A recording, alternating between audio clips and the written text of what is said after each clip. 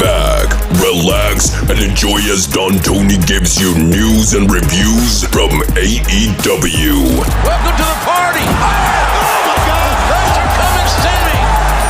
NXT. It's over! Bronson's here to ransack NXT souls! And indie wrestling. It's Wednesday night, Dynamite. Know what's happening in the world of wrestling without the hate and clickbait. And now, your host, Tony.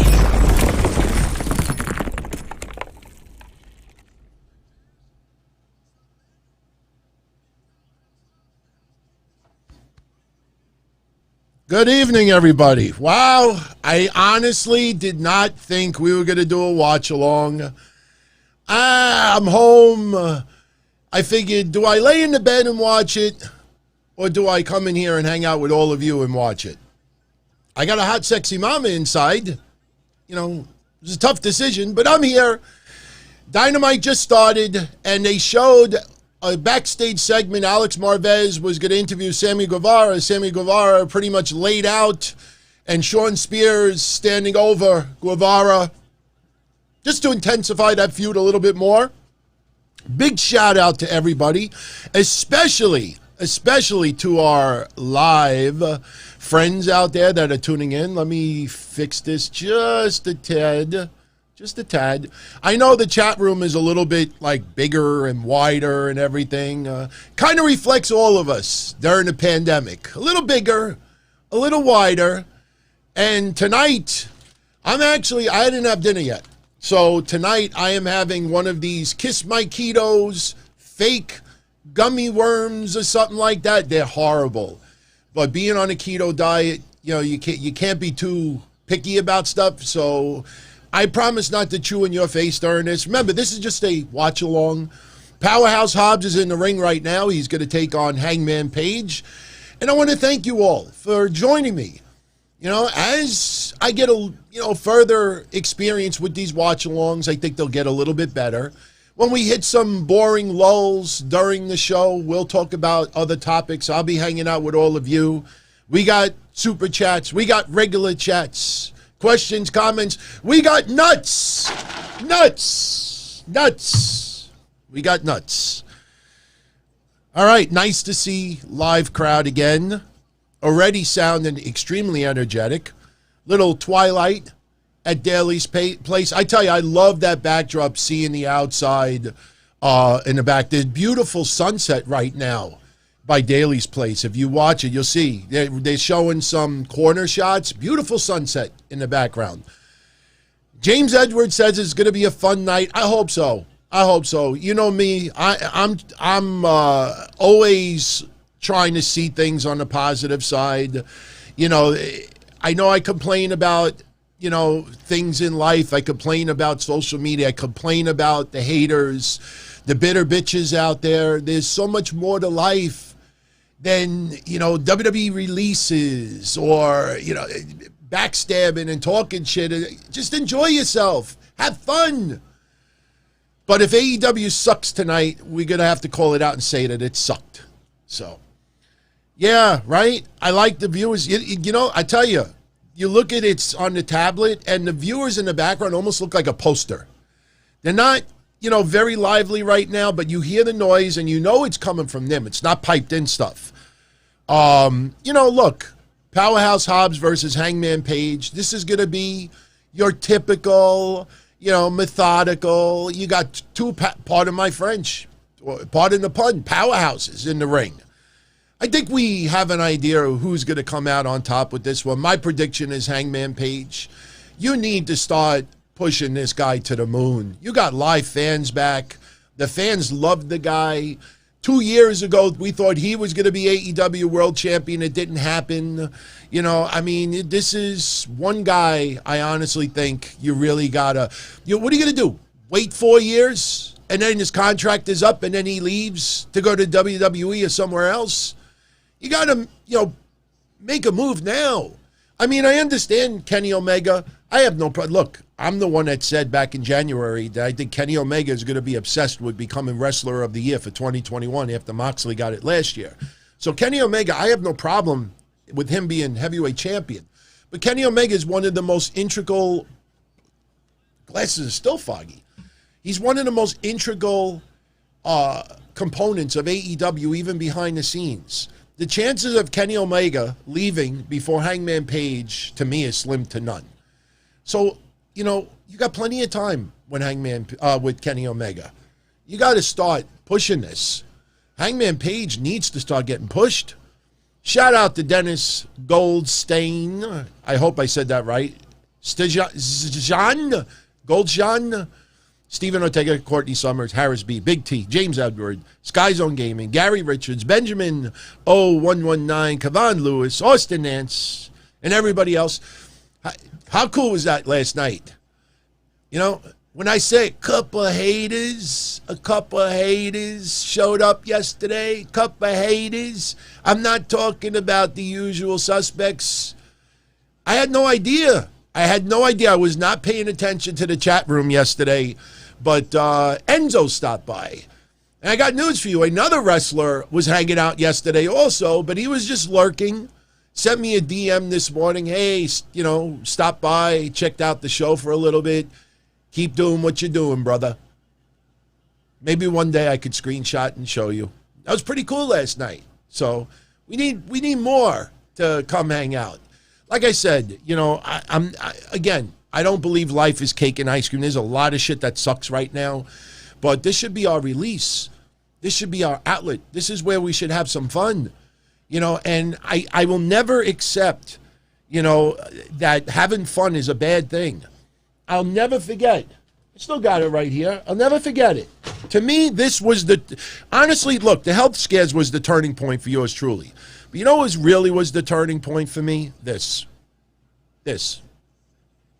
Why do I say this? Because all you had were fans that were going on the Jericho cruise to enjoy AEW and activities. And just because they wanted to go on the Jericho cruise, they were labeled as Sausage Fest. You feel bad for all the women that are on the cruise, all that masculinity and all this stuff. And, I got this from one of my most loyal supporters, and not a good friend, but a friend. I don't even want, if I started explaining, how I'm friendly with this woman and who she's friendly with, that gets a lot of criticism, online. But the point is, she sent me this, and she was on the cruise. She says, I had an awesome time. Just because you're a guy going on the Jericho cruise, you're mocked and you're made fun of. That was an eye-opener for me, because I'm like, man, you just want to go have fun. And for some reason, there's people out there that think, just because you're going on a cruise, the first thought in your mind is, get laid? I mean, usually when getting laid is the first thought on your mind for events, that means you're not getting laid. People just wanted to have fun. People just want to have fun. King of Hueco Mundo. AEW commentary is on point today. Yes, I am listening to it in the background. Obviously, I can't have it all that loud, but they are really, really nailing it. It's something I love about their commentary. They stick to the match. WCW, I hated. You'd have the luchadors in the ring, and they'd be talking about nothing but the NWO during the whole match. They do that on SmackDown. They do it on Raw. Not that bad. Not that bad. But here, they are focusing strictly on the participants in the match. Couple of, outside things. I think Brian Cage needs to make an appearance today. That split between Brian Cage and Team Taz needs to happen, and it needs to happen now. You can't be dragging these things out for 5-6 weeks. They drag out things way too long. So I think we need to see a Ricky Starks appearance any moment. I think we need to see him any second. Let's see. Anybody tunes in live with me, Hangman Page has climbed to the top rope. Beautiful moonsault. Oh, and Hobbs conveniently lifted his legs up for a 2 count. He looked like that he was... Hangman Page with the 2 count. I think we should see Mr. Starks any second. Come on, Ricky. Ricky. Can't you see?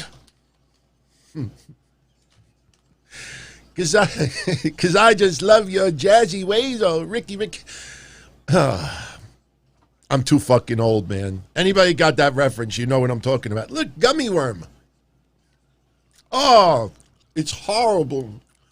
It's not even gummy worm. It's like strawberry fake flavored plastic. All right, Hobbs, holding the midsection. Hangman Page continually shaking his wrist. I think we need to see Ricky Starks hold on. As soon as Hangman Page gets the upper hand, which should happen right about now. Let's see. All right, Hangman Page. Yeah, reverse it. All right, here, watch. Here's the faux pas. Watch. Hobbs is climbing the rope. Big mistake for a big man. Hey. Fell on his face head first. Hangman Page showing those angry eyes. We got a right hand. Massive clothesline. JBL clothesline. Two count. So now Starks. Cue Starks. 5, 4, 3, 2. Come on, Starks, come out. Come on, your neck is broken, not your feet. By the way, speaking of broken necks, you heard about this, right? You heard about this? Best wishes to Trent Beretta. I think this guy's wrestling career is coming to an end. We'll go back to that in a second because this match obviously is going to conclude now. We got Hobbs. Wow, nice little splash onto Hangman Page. I tell you, this match is a lot more back and forth than I expected it to be. I expected Hobbs to have a whole bunch of offense in the beginning. Page gets the rebound. We get a little Ricky Starks trying to cause distraction. Maybe Bryant. There he goes. And Green Hook. There you go. Green Hook. Please, somebody cut his fucking hair. That looks like Vanessa Del Rio's bush from 1975, just lighter. There's Brian Cage. Oh, he ain't going to really hit Ricky Starks. He ripped the shirt off. Yeah, run away. I can't do nothing. I have a broken neck. That's it. Yeah, run away. Run away. That's it. Here we go. Buckshot lariat. There we go. Boom. Oh, he reversed it into a side slam. Holy shit. 2 count, though. That was good. But you know Hobbs is eating the buckshot lariat. You know he's eating that buckshot lariat. Michael Gonzalez, what's going on? Big T, Rojo Bear. You sound like an old hockey player. Rojo Bear. That sounds like a hockey name. Rojo Bear. All right, we got, exchanging some pretty stiff forearms. Yeah, here, come on, buckshot. There we go. Come on, this match is coming to an end. You already had the interference. You can't go too much longer. That's it. Go up against the rope. All right. Ooh. Shade's a homicide. 3 count. Holy shit. Homicide's finisher for the 3 count. No buckshot lariat. You know what? I like that. I like that. Because that was impressive to lift Hobbs like that and nail that finisher. I mean, the buckshot lariat is impressive also, but to me, that was even better because you used your strength. Wow, that was awesome, man. I got to tell you, man, what a great way to open Dynamite. Seriously, I was a little concerned about tonight's Dynamite. They're opening up pretty good. Pretty good. And Justin Roberts, I think, gave him a beer. He's going to toast the crowd. Threw a beer in the crowd. All right, later tonight, Kenny Omega and Jungle Boy. They're showing a video package building up for tonight's match.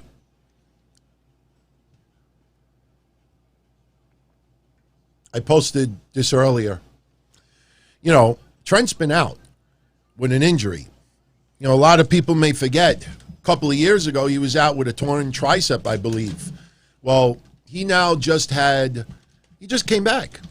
He had neck fusion surgery. I tell you, the number of injuries that Trent Beretta has had, and he has wrestled many, many years. I hope he can come back from this. But Brian Cage did show up. Brian Cage teased that he was going to hit a move on Ricky Starks. Ricky Starks ran through his legs to the back. Brian Cage, methodically power walking after Ricky Starks. Then they go to the back and hang out. So, Trent Beretta, neck fusion surgery, not good. Not good. We wish him the best. Seriously. I mean, out of the whole group, they're teasing Ethan Page versus Bear Bronson. That's who was facing Bear Bronson. We couldn't figure out last night. Kris Statlander versus the Bunny. The Bunny with the blade. Coming up next, Dante Martin versus Matt Sydal. Should be a pretty damn good match. Pretty damn good match. So, last night, I was in Thunderdome. I don't know if you all got to watch it back. It was pretty hilarious. I'm all the way at the top. Then I'm in the middle. Then some guy went in my earpiece and I happened to record it yesterday. I was recording a couple of clips just to let some people hear how, Thunderdome works behind the scenes. And some guy went in my earpiece. He's like, could you sit in the middle, please? Sit in the center? And I know that wasn't directed towards everybody because, 95% of Thunderdome was already sitting in the center. So I go like this. Well, now I'm centered. And the next thing I know, I'm right by the ring steps for the first row. It was pretty funny to watch that back. You see Deli Man with the New York jersey and all that. So I had a ball. But, Edge returning yesterday, because we got a commercial break right now. That's why I'm throwing this in there. Edge returned yesterday, and I didn't pay attention to his shirt. That's what he was wearing yesterday. Iconoclast. Now, I noticed some people on social media that are sticking to the religious part of it. I tend to disagree. The definition that I think will fit Edge is a person who attacks settled beliefs or institutions. And that's why you have Edge will be able to go up against Roman Reigns. That's why you'll have Edge be able to go up against Seth Rollins. Settled beliefs. The tribal chief, the leader, the head of the table. Some people think head of the table is a catchphrase. Head of the table is a figure of speech. None of us are head of the table. Doesn't matter what you're doing. So it's a settled belief that Roman Reigns is the head of the table, and everybody accepts that. Not Edge. That's why you have the shirt. And if you look at the shirt again, I don't know. I don't know if you could see it in this picture. No, you can't. But there is a rated R on the sleeve. So this is an Edge shirt that's going on sale. Seth Rollins, the Messiah, almost like cult, changed a little bit. Edge goes after him. And you could probably use that in a couple other ways as well. So that is the definition I think they're going with Iconoclast. And I'm looking forward to it. By the way, what do you all think about this setup with this chat room? I know it's a little bit stretched out. I mean, I obviously got to fix it. I just wanted to tweak it and just get it going tonight so you could all enjoy it. I figured we'd do that with a watch along. Yes, I got the idea from Wrestling Days. I love his work. And, I will tweak it. We're back from commercial. We just got back from commercial. So we're going to get Dante Martin versus Matt Sydal next. Let's see. Young Bucks cutting a promo with why is Brandon Cutler in this screen? 99% of wrestling fans don't give a flying fuck about Brandon Cutler. I have nothing against him. He works in the back. If he didn't work in the back, he wouldn't be on the segment right now. Oh, shut up. Yeah, and they're trying to play into it where the Young Bucks are cutting him off. He ain't Virgil. He ain't Reginald. Even though I don't like Reginald too. You know what? I'd rather have Brandon Cutler than Reginald. Seriously. Can Alexa Bliss just look at Brandon Cutler and take that mask and just pull it? Like, tell her to go like this. So Brandon Cutler grabs his mask and pulls like this and then lets it go. Like a bad cartoon. Oh, yeah. I'm dead serious. Holy shit. Did you hear the match they announced for Wednesday? My God, 2 weeks in a row, I've been going on a rant about one particular thing. And any of you out there, please, if you remember it, write it in the chat room so everybody on the rewind knows. 2 straight weeks, I ranted on how I'm getting sick and tired of the Young Bucks versus Ray Phoenix and Penta, or Ray Phoenix and Eddie Kingston, or Eddie Kingston and Penta, or Eddie Kingston and this. And then they throw Brandon Cutler in there so they could have a 6-man. And it's just like every other week there's this variation. What did they announce for Wednesday? The Young Bucks versus Penta and Eddie Kingston. I mean, you know it's going to be a good match. But you get fed the same thing every single, time. After a while, it doesn't feel special anymore. I mean, my God, this is turning into Randy Orton versus Sheamus. Oh, this is going to be fun. We got Tully Blanchard in the ring right now with Tony Schiavone, and I believe Konnan is coming out. Konnan, much love. I can't mention my history with Konnan because some people get triggered by it, and they try to portray to Konnan that I still talk about it all the time, which is fucking ridiculous, man. Seriously, some people out there, man, they get so goddamn triggered at things that we have done over the years. I swear to you, every time I see that man, I fucking smile. You have no idea. That is a special, special man. I am privileged to have been able to do what I had done.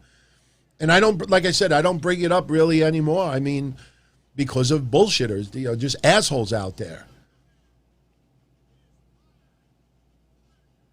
Tully Blanchard telling Konnan it is his pleasure to be there. Konnan is saying you're trying to play mind games right off the bat. Trying to play mind games. All right, we heard that.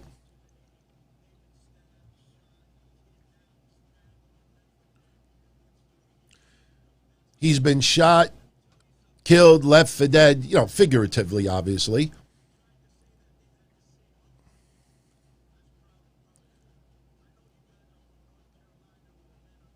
Konnan is saying he knows that they're from North Carolina where men are men. It's not the same thing as tripping over cows and getting into bar fights. Konnan's talking about the streets.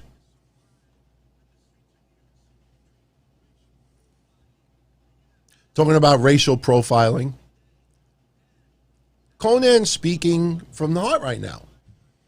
Some of the best promos is when you speak from the heart and you're speaking truths. Thank you, Austin Nance. Believe me, your support was always noticed and still is. And I see how you try to support my stuff. And the usual people will just shoot it down and ignore you and power talk so your comment is buried literally 2 seconds later. I see it. We all see it.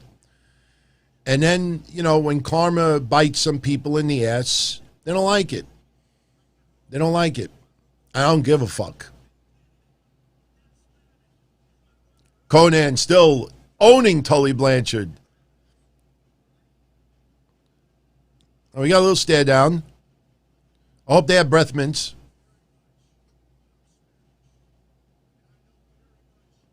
Tully Blanchard says he knows very much about Spanish and he knows very much about Konnan. The greatest stars you were, you don't know who you're dealing with. Excuse me. Being a little rude.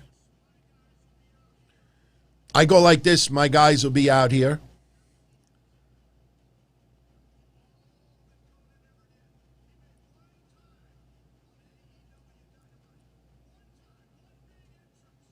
Talking about one big entrance on AEW Dynamite. FTR. Sounds almost like a challenge.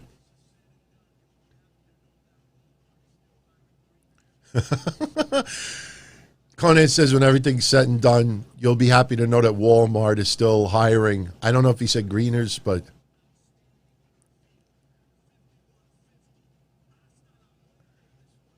$51.50 he's talking about.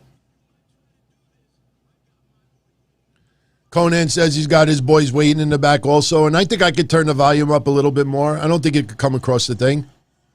Santana and Ortiz's music is hitting. Oh, this is a little too loud. All right.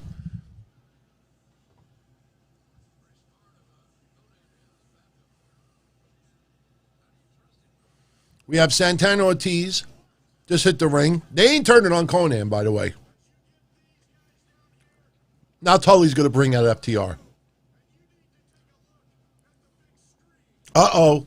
Somebody from the inner circle is going to be laid out. There you go. Ha ha! Wait a minute. Oh, they're showing from last... Oh, okay, all right. They were under masks, and we thought it was Santana and Ortiz, and Tully Blanchard showed the Titantron, or their Titantron, and Santana and Ortiz were laid out in the back. They took the masks off to reveal that it was FTR, and they just laid out Conan. Spike pile driver to Conan. I like it. Excellent segment, man. Excellent segment. And you got, I can't really do it, but, you know, something like this. You know, they're doing something like this. That was a great segment, man. I like Tully Blanchard's jacket. Something like that. I tell you, yes, King of Waco, Dynamite for the first 30 minutes, first quarter of the show, excellent. Excellent. Excalibur, you know, show a little bit more energy. I can't believe what I just saw. You don't sound it. Sound like you're reading from a piece of paper. Shout out to Neil Ray. How am I and my dad? What's going on with Dream? Is it just him or was SmackDown blah? Edge part was dope. Do I think he'll get the title from Roman? We're going to a commercial, by the way. Well, actually, no. I think we may actually get Dante versus Matt Sydal. They might not go to commercial, but right now, just JR and Excalibur are talking. I'm doing okay. I'll be honest with you. Just to give you a very, very quick update. My family and her family are probably going to meet for the first time the 3rd or 4th week of July. Yes, we have Dante Martin making his way to the ring. Going to start figuring out a wedding date. I would say around May of next year. Vicky Guerrero comes out. I'll finish your question in a second. She's, excuse me. I will not yell and kill your headphones if you're wearing them. By the way, let me know. Can you hear the audio from the show? Is Dynamite leaking into it? I'm just curious. I mean, the way I have my plugin set up, and I'm sorry last night about that hall sound effect. I didn't have the headphones on to double check the sound first. I set the plugins, and people said I sounded like I was in a stadium. So you could hear it a little bit. But it just sounds like noise, right? All right, so I fixed it. I think we should be good now. Andrade coming out. He's showing off a beautiful suit, some awesome jewelry. He's got a custom-made suit with his name stitched inside. Huge announcement. Interrupted. Oh, match. Is this match going to even happen? Is Andrade going to attack Matt Sydal? Mike Sydal? Oh, maybe he'll bitch out Mike Sydal. Andrade is not happy. Yeah, lay out Mike Sydal, please. Andrade is smiling, going to the back. I would have taken out Mike Sydal. Lay his ass out. That was disrespectful. Seriously. Fuck up Sydals or Sydals. Matt Sydal, 20-year veteran. That is true. That is true. I was going to use him on a trivia contest not too long ago, checking out his profile and looking at some of other information that I was not aware of. And honestly, I thought it was a little too boring, so I didn't use it. Yeah, I think, you know what? I think we have not seen the last of Andrade in this particular segment. We'll see a great match, and I think we'll see something with Andrade. I expect, look, there's no reason for Mike Sydal to come out. I know he's your brother and everything, but he's a big boy. He could wrestle Dante Martin himself. The fact that Mike Sydal came out, he's not a manager, Mike Sydal will probably get his ass kicked. Probably get his ass kicked. Let's see if it happens. Let's hope that it happens. So anyway, I'm going away on vacation 2 weeks from this weekend. So not next week, but the week after, there'll be no Thursday show, no Friday show, no Saturday show. I will be away. I am seriously considering about getting surgery done just to play it safe. I really don't like, keeping this in the back of my mind, waiting for it to get worse. So I might get surgery done, or get that seed planted if needed be. The only thing I got to make sure is, I can still be around like, my pet bird and things like that. So, we'll see. We'll see. But my father's okay. They just came back from Florida. The doctor forced my dad to take a little bit of a break. And this Monday, my father, they're giving him a device that every time he takes his blood pressure, it sends a notification to the doctor's office because my father's blood pressure has been all out of whack. They're a little concerned. So Monday he's picking up some device that sends the transmission there, and, we'll see what happens. I'm going to be spending the 4th of July with them. Thank you, Neil. Thank you, everybody else. It sucks. That's why, like I say, when I talk about other things, other noise out there, and there are a few people that always think that I'm singling them out. Don't flatter yourself too much, because I honestly don't give a shit about any one person who, does what they do. I'm just talking about in general. We had that talk yesterday about that woman that got fired, the writer from WWE. Yeah, she should have never went on that podcast. But, she filled out a job application, and the job application for WWE said no wrestling experience necessary. WWE has had positions like that open for years and years and years, and nobody seemed to have a problem with anybody else that's been hired in the past. So suddenly with her, everybody loses their shit. And it's like, I remember the Shane Douglas situation where Shane Douglas worked at Target and everybody laughed at him. And I'm like, you know what? Give the motherfucker credit that he's trying to work and trying to take care of his family. And most of the people out there that are quick to throw shade at others, their situation is no better. And, then they feel like all high and almighty that, oh, how dare you throw shade my way? Some very weird, sick people out there. And they think if they tweet 320 characters enough that they are a good person, people will eventually believe it.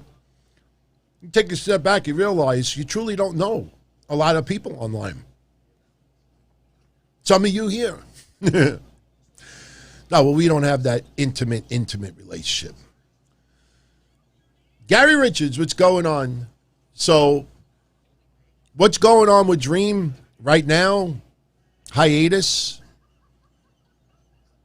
He's got to do an interview somewhere. You're talking about Velveteen Dream. He's got to do an interview somewhere. People need to hear his voice. And because a lot of times when you hear somebody's voice and you see their eyes, you can tell if they're lying or not. And again, I think that forensics part is one thing that really needs to be brought out in the open. A lot of people don't understand. When WWE investigated this, they paid a lot of money to send it to an investigator who had forensics done and got permission from the cell phone company to pull the records. You can't just hack a phone and do it. You have to get it from the cell company. When you text someone and then you delete it, it's not gone forever.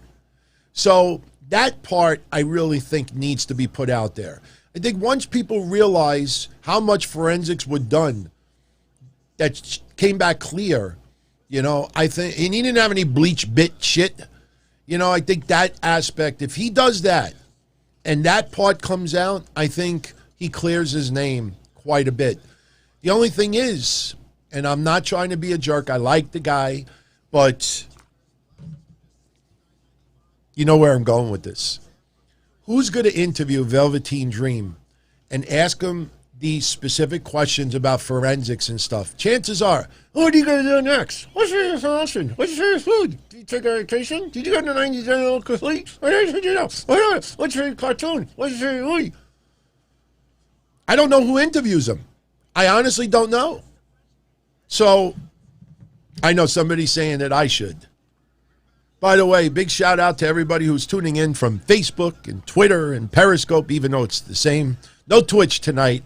I think I've pretty much given up on Twitch. I have to have big bazoombas and swim in a raft with inflatable duckies. Otherwise, people are not in, or fail miserably at video games. Otherwise, Twitch ain't happening. And will Edge get the title from Roman? I don't think so. I said it yesterday. I think Edge will have a match with Roman at Money in the Bank. Seth Rollins will interfere and cause Edge to lose, and that leads to Edge versus Seth Rollins at SummerSlam. That's where I see this going. Who had a kidney transplant, Gary?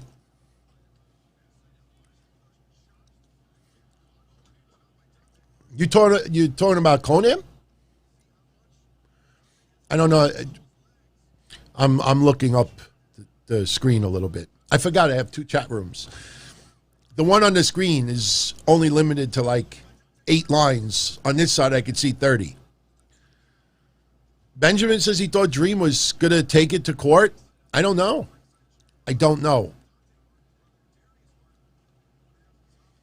Yeah, King of Hueco, this match so far is high-flying, which I think is expected. It's more spots. I wouldn't call it Lucha Libre, but a lot of spots. It is a lot of spots. Dante Martin climbing to the top rope. Ew, beautiful. Nice spot. Jumped onto the top rope, flipped back, did a moonsault for a 2 count. Dante extremely frustrated that he only got a 2 count. I don't know anybody that's ever gotten a 3 count from jumping on the top of the middle rope or the side rope. Wow, the crowd is chanting, this is awesome. It's more of a spot fest. I mean, you can see it's very, very slow. They're climbing the rope very, very slow. Okay, get in position. Now, I'm going to hit you and you're going to hit me. And now Dante Martin is going to end up falling backwards. And here we go. What? Moonsault. Meteora. 1, 2, 2 count. Kite line. I agree with you. Crowds are match marks. But when you're live in person and you're enjoying a great match with a lot of effort, a lot of hard work, you applaud that. And, if you just do it for any match, even the ones that suck, that's a little different. I mean, we had the fruit roll-up just now, but just for a 2 count. AEW's cut down on their fruit roll-ups. A flipping stunner. This is going to be 2 count. Dante Martin, you're going to have to shoot him with a tranquilizer dart. Everybody kicks out at 2 when they should kick out at 9 with some of these moves. Neil Ray, much love, my friend. Have a good night. Have a good weekend. If you're around Monday, I'll see you Monday. Dante tried to jump off the top rope, landed gingerly on his knee. Matt Sydal with the spiral. 3 count. Matt Sydal with the win. Okay, Andrade, now you need to come out, Andrade. Why did you wait until he win? He won. He hasn't come out yet. Matt Sydal extremely happy that he won. Yes, I beat a 19-year-old. Dante with the Black Lives Matter band on his left arm, which he has been wearing for quite some time now. By the way, as I said yesterday, Here's Mike Sydal in the ring. Come on, you need Andrade to come out. You don't show him up like that. You do the entrance music. My God. When Snuka came out in 83 for Morocco's Buddy Rogers could have interrupted him, turned into a bloodbath. Andrade just walks to the back. I can't get my suit dirty. Come on. Wow, they're not doing nothing. Oh, Matt Sydal's now helping up Dante. All right, come on, Andrade. Fuck. Now you get Jungle Boy promo in the back. I know they have locks for love. Oh, Christian interrupts. Do they have sideburns for love? Can Jungle Boy donate his sideburns for love? I don't like the sideburns. I don't like the sideburns. Andrade didn't do anything. Excuse me. Wow, I'm still eating these horrendous gummies. Just to show you how ridiculous it is, check this out. I'm going to show you something. I still have quite a few, and I must have ate about 12 already. If you look at this package, and I'm sorry that it's torn, I open things like a savage. The whole bag is only 80 calories. If this had real sugar, 3 pieces would have been 80 calories. It's all fake, and it's like gelatin with some, like, no sugar Jello. Ugh. But it's better than nothing, so. I don't like the sideburns. We're at commercial. We are at commercial. If you don't mind, everyone, since we're at commercial, if you're enjoying the show, I got a hi. Like, share, subscribe. Like, share, subscribe. I don't just say it as a catchphrase. You know, it really does help the show. The more you do that, the more YouTube tells others. I loved all the interaction Thursday, Friday, yesterday. Wednesday show was great. Monday. It's a shame that yesterday's show, because of the releases, ended up being like the most popular episode of the week. But I think we were very fair about the releases. Oh. Okay. Since we're at commercial, a lot of you sent me emails, feedback from yesterday's show. And I'm cool with the emails, but sometimes write it in the comment section, because believe it or not, when you post in the comment section on YouTube, that actually helps also. They see interaction. I know it's all algorithm shit. A lot of you said yesterday, Don Tony, you never mentioned NWA even once for the people who are released. And that's because I honestly don't see many of these wrestlers being a great fit in NWA right now. I think I said yesterday that, you know, they need to get back into live fans, and I'm talking, you know, back to where they were before COVID. They can't charge for every bit of wrestling that you see on TV for NWA. They got to start giving a free product again. And we don't know what's going to happen with this women's division with Mickie James and NWA. I know they're doing a pay-per-view, but then what? Because like Marina Shafir, somebody had said to me, actually 2 people had said to me yesterday, you know, maybe she'd be a great fit in NWA. And I think that depends on how big this women's division is going to be. Remember, NWA Power is not, you know, a 3-hour show. You know, they got a very small group of people. As it is, nobody yesterday is going to make it must-see TV. Out of everybody, one email I got said, pick one person or 2 people. Pick somebody from that list. All right, here we go. Mark Sterling, the attorney, with Jade Cargill, wearing a red leather bikini. Remember Wednesday, doesn't she team up with Vicky? Wednesday's going to be an interesting episode of Dynamite. I will be back here, back to 10:05 p.m. on Wednesday. And remember, the next morning, I'm on the road on vacation. So I would really love to finish that show by midnight.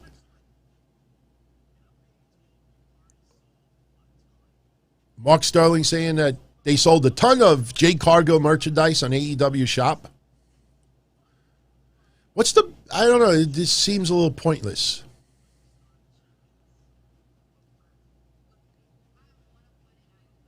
I am 1-1 and I am undefeated. Or 1 and none. That was funny. She tore a shirt that already had a cut on the top. But I've done that too. And trust me, she could tear shirts. She don't need cuts. Yes, that's MJF's lawyer. He works in the back too, everybody. Sean Spears, MJF, and Wardlow being interviewed by Alex Marvez. Pig vomit. Marvez does look like pig vomit. That was not good. I'll tell you who the person I think could be in NWA in a moment. MJF throwing shade to Jericho. Bringing up how Sean Spears bashed Sammy Guevara, laid him out.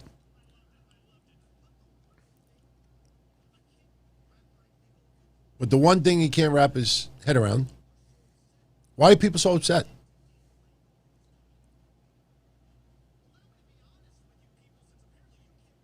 He's being honest with the people.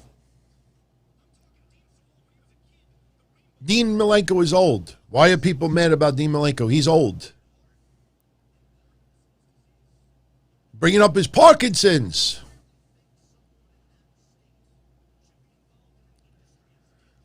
Do you think someone in Dean Malenko's state should be involved in an industry like wrestling right now? Dean Malenko should be growing flowers and thanking MJF for what he did.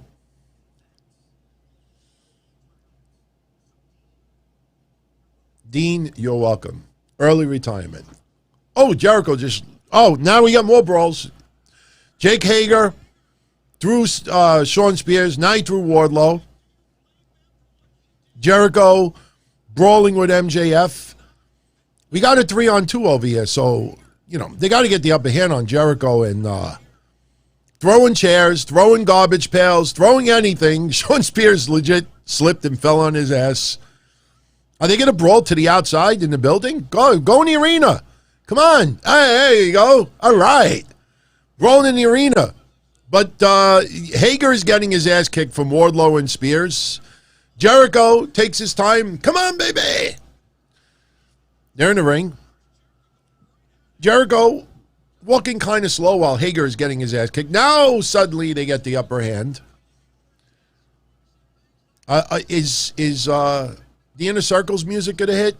I don't know. MJF trying to get the upper hand on Jericho. I still am pissed off at that picture that was leaked out the night of the pay-per-view. You know, we know the deal of MJF and everybody's relationship in AEW. I mean, but suspension of disbelief purposes, whoever posted that photo really was just moronic. I don't care if it was the guy from the Jacksonville Jaguars. That photo was bad.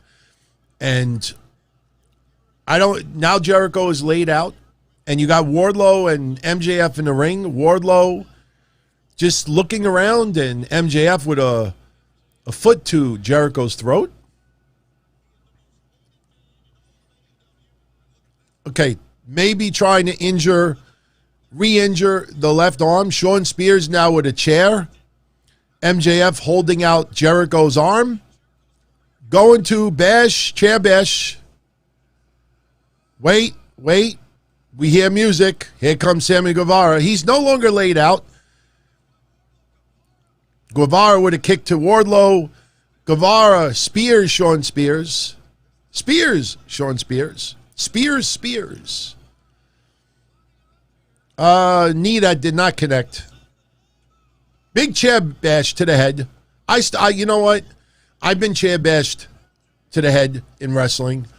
You know, doesn't hurt as much as you think unless they go full force, as happened to me a couple of times. But, you know, you hit a nice chair shot and you do it the right way. To me, it doesn't hurt, you know. Jimmy Cornette in the chat. We know that's not the actual Jim Cornette.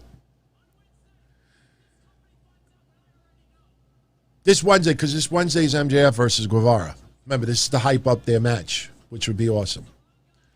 That's not Jim Cornette. I wish it was. but it's not. Jim Cornette does not go on YouTube with a purple J.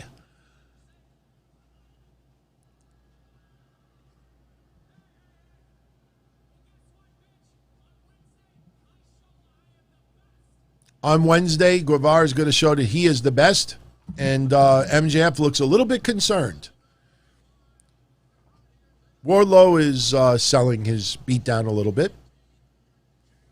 Cool. Absolutely cool, man.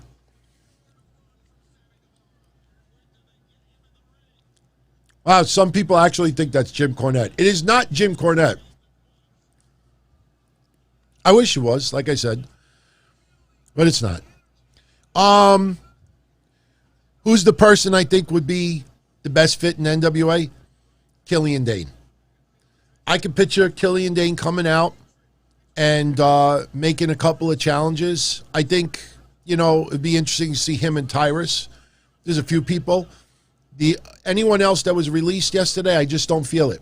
I don't feel it. I think Killian Dane probably would be the best to go to NWA, but other than that, I don't feel it with anybody right now. So,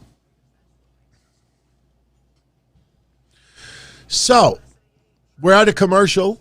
What time is it? All right, we're about halfway in. Yeah, Austin, I was a fan with Killian Dane also.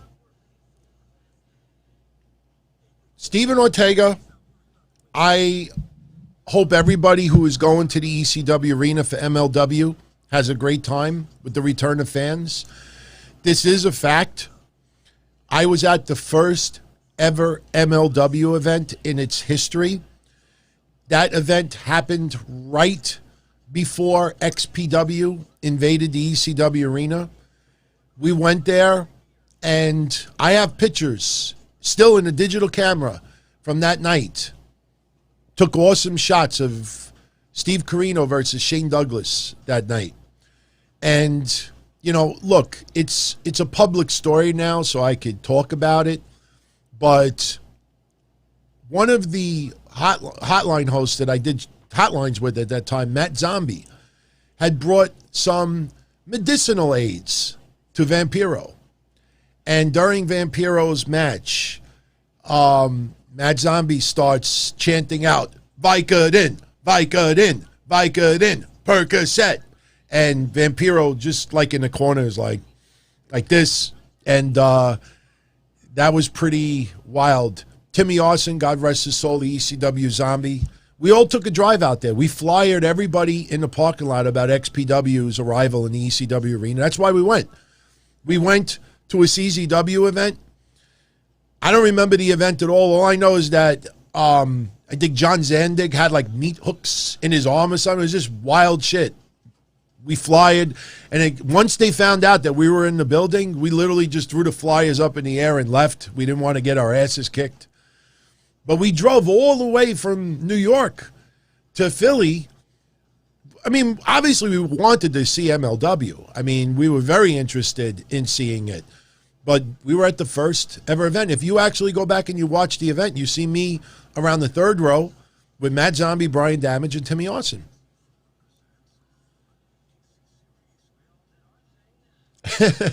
I look, whoever's doing Jim Cornette is having fun. That's what matters over here, having fun. You're all nuts. This is my dinner, everybody. This is my dinner. I'm having nuts and gummy bears. Not the greatest. And I'm sorry for eating on video. We're doing a watch along. This is not a regular podcast, obviously. And it's a Saturday night. All right. Miedo talking about Brian Cage? Let me put this volume up.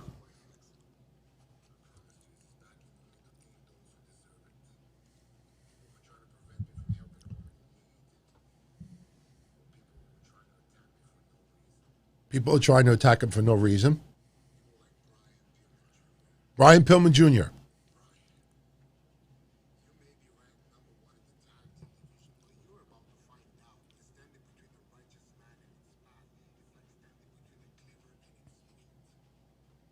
He's throwing a lot of shade to Brian Pillman Jr. You may be number one contender in the tag team division.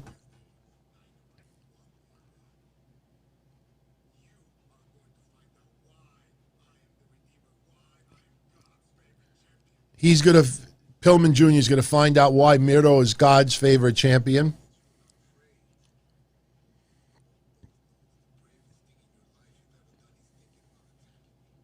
Bravest thing he's ever done in his life is thinking about attacking Miro.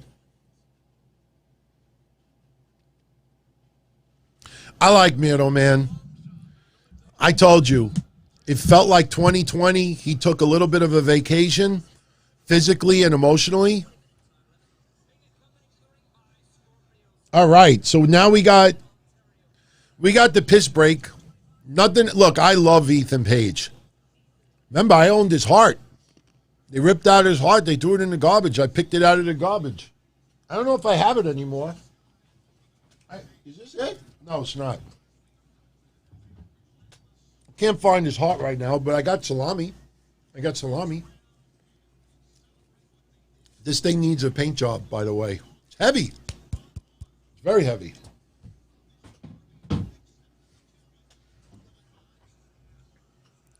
So we're going to have Bear Bronson versus Ethan Page. What a way to kick off hour number 2.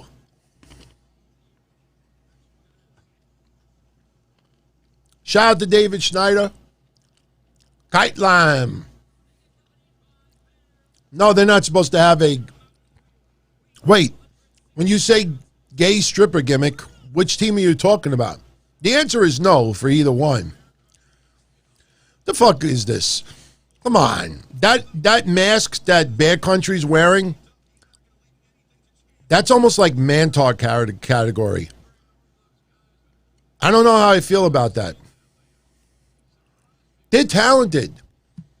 Bear Country is talented. They're not bad. The music is good too. Yes, I agree, James. I don't know how I feel about those masks, though.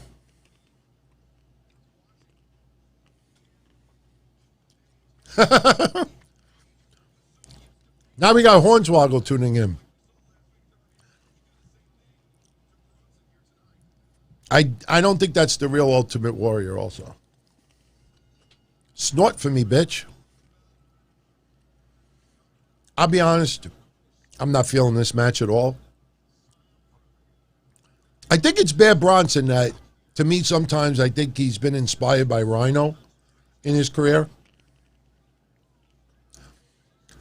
That's not the Shockmaster mask. The Shockmaster mask was like the Stormtrooper from Star Wars. I don't know what that was. Is that what bears wear? Is that supposed to look like a bear trap? I'm dead serious. Is that what their mask is supposed to look like, a bear trap?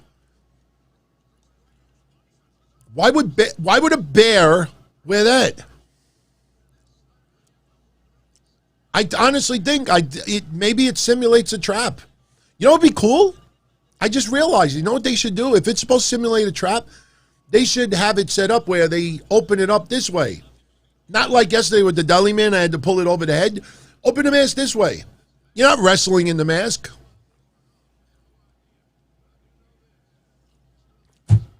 I like coming up with ideas that kind of make sense. They don't happen that often. Ethan Page teasing Bear Bronson a little bit, slapping the head. Oh, you got to go on your ass right now. There you go. Oh, a cheap power slam, and Bear Bronson is like, I don't think so.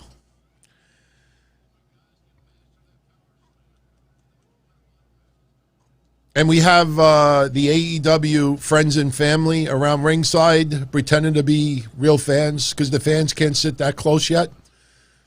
That's a logistics decision on AEW, and honestly, no problem with that whatsoever. Ring of Honor is going to do that too. Bear Bronson is grabbing Ethan Page's hair. They actually did that on a hard camera. Honestly, my hair is longer than Ethan Page. I think the hair on my nuts is longer than Ethan Page's hair. He actually just, on the hard camera, acted like he grabbed a chunk of hair. That was not very good. Bear Bronson with a tope suicida. Fell a little short, but still nailed Scorpio Sky. I like the top camera, though. Watching him run across. It would have been hilarious if the top camera that he got his foot caught in the rope just went like this. Actually, I'm seeing the replay. It actually looks pretty good. Yeah, I can't show you Kite Line, but trust me, I do need to be manscaped. I actually did shave like a little bit of chest hair because I might go in my mom's pool tomorrow. And the last thing I want to do is go in the pool with my significant other and have George the Animal steel chest. That infamous photo with me and Daphne. I don't know if I have it handy, but I actually had to Photoshop the chest hair. That's how bad it was. I don't know if I can find it. If I can find it and you've never seen it, it'll be worth you checking out. Let me see if I can find it. Pictures. I have to organize these photos better. Right now, Ethan Page and Bear Bronson are brawling outside the ring on the floor. I'm looking for the chest hair photo. Hey, here's one chest hair photo. This is from about 15 years ago. Here's one. Look at that. All that sweat. Would you fuck that? I wouldn't. Yeah. No, I haven't talked to Daphne in a while, Harris. I hope she's doing well. Haven't talked to her in a while. I chat a little online. Not a lot, but with Crowbar. Wonderful, wonderful man. You have no idea. He is just absolutely one of the nicest people I ever met in wrestling. That guy is freaking awesome. Yeah, here's more chest hair. Here's some chest hair. There you go. There's some chest hair. That's before I had my hair adjusted a little bit. But I got to find the Daphne picture. That picture takes the cake. Actually, you know what? This computer is pretty strong. Let me see if I can do a search. Oh, yeah, maybe I can. Yeah, I did find it.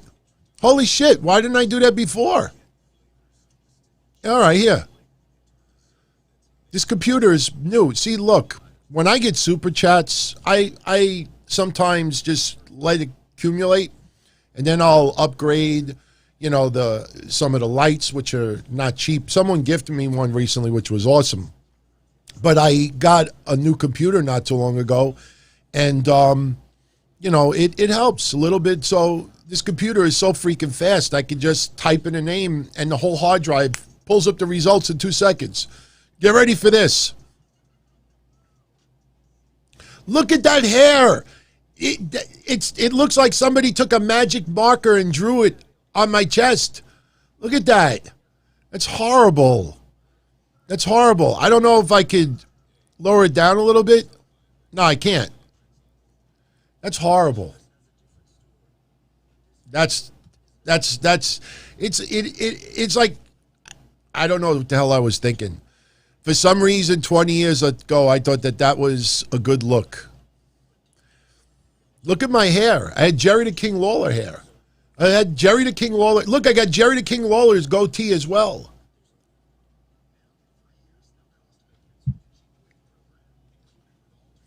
I have other pictures. I got to put them in the computer. I haven't had a chance to. I have some old pictures stored away. Right now, there's still a commercial break, by the way. They're obviously buying time for the camera. Ethan Page, taunting the crowd. They know they're a commercial right now. I definitely was not going for the Prince Albert look. Mob King Lawler. I like that. All right, well, you're back. Now the action will pick up almost immediately. Ethan Page going for, I'm thinking a pile driver, and Bear just lifted him and dumped him over his head. I think here's where Bear Bronson starts thinking he's Rhino. Pay attention. All right, we got a punch. We got a punch. Are we going to see a spear? Are we going to see a spear? Let's see. All right, let your inner Rhino come out. Come on, let's see. There's the splash. All right. We're halfway there. He's yelling to the crowd. not realizing that he is AEW dark material still. Nice clotheslines to the chest and the back. Drops Ethan Page. Kind of like a side slam, but he didn't leave his feet. Running the rope. Dump it on. I didn't say I liked this. Oh, don't tell me he was going to try Canadian Destroyer. Come on, he's not that freaking fat. He drops on Ethan Page, and Ethan Page is on a 2 3/4 count. Yes, I do notice that, Anthony. Certain insiders spoiled things for WWE, but never for AEW. That's because they have a better shot of getting a little bit of a hand job from AEW than WWE.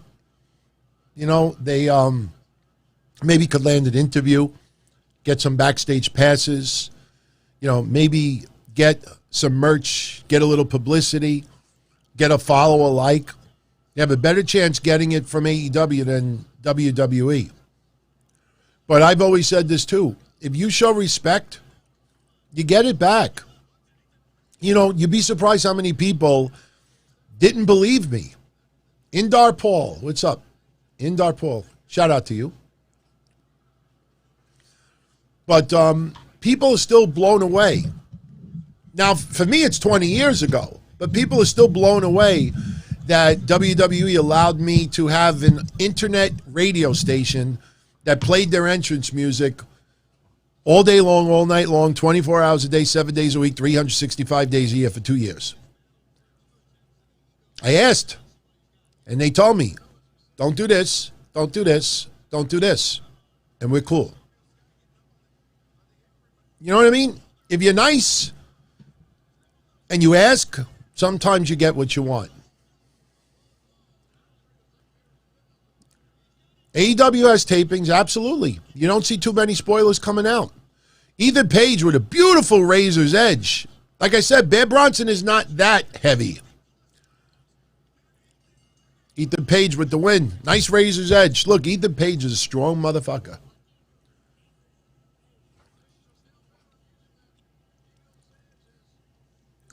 How many pages do they have in that company? Ethan, Hangman, Diamond Dallas. Isn't there another one? I know we got a cage. We got 2 cages. We got 2 cages and 3 pages. I remember they wanted Christian versus Bryant in a steel cage. Cage versus cage in a cage. Scorpio Sky with the mic. These gummies never want to end. He gives the mic to Ethan Page. Somebody's coming out. Darby? He's not stupid. We know that. Darby? Say it. Say it. Hurry up. We're going to go to commercial break soon. He knows for a fact. Darby Allin, there you go. You're not done with me.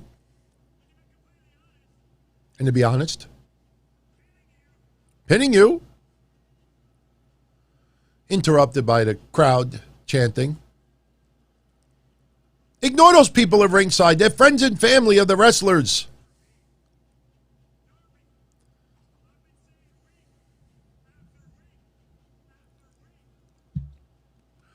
I like Brian Last, by the way. I like him.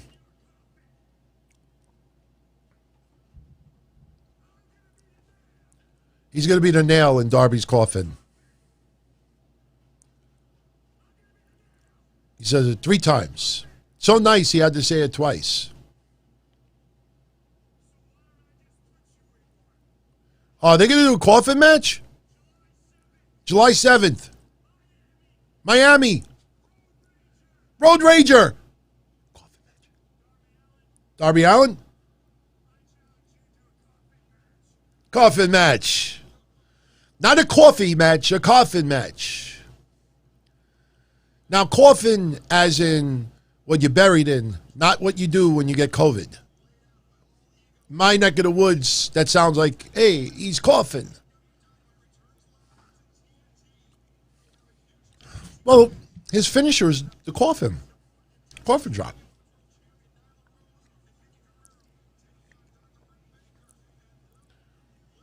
Britt Baker and Rebel versus Vicky and Nyla Rose. Did I say, yeah. I might have said that she was going to team up with someone else.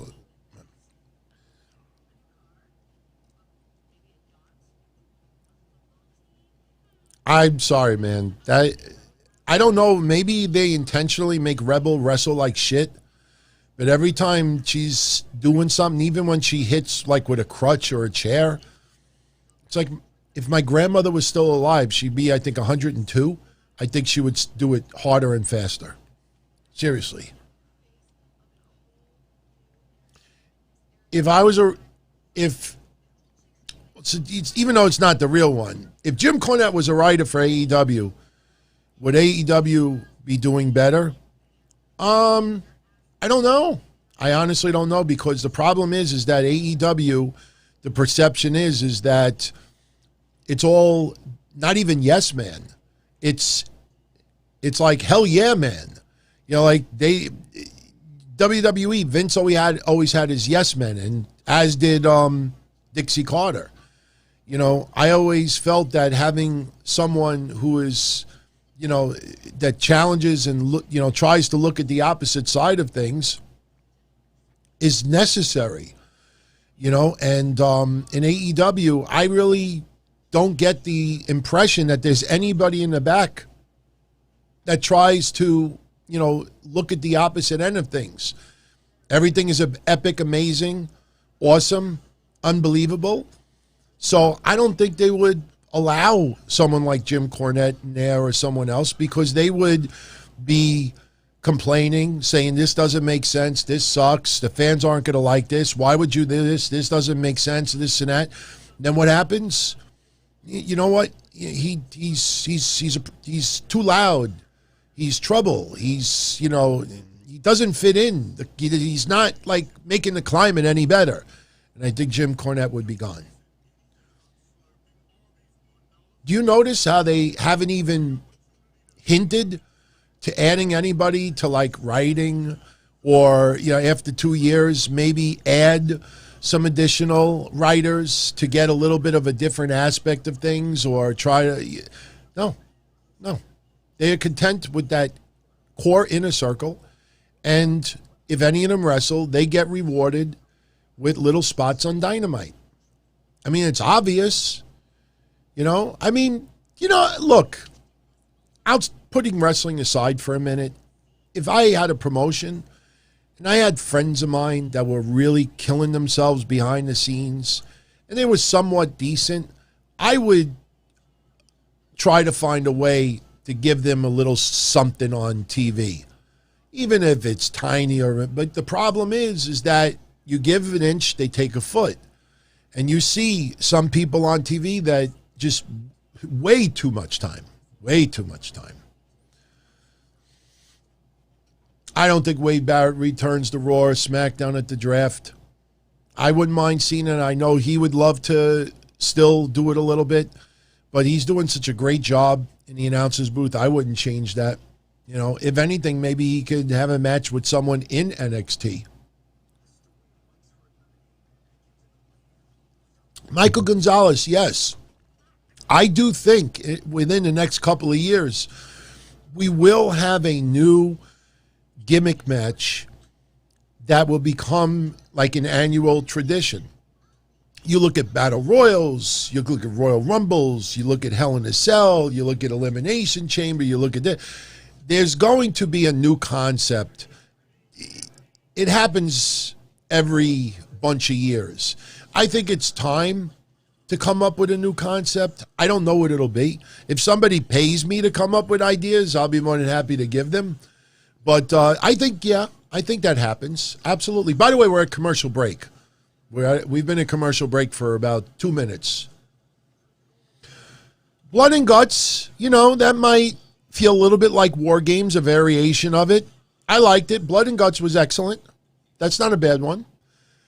Stadium Stampede was more cinematic.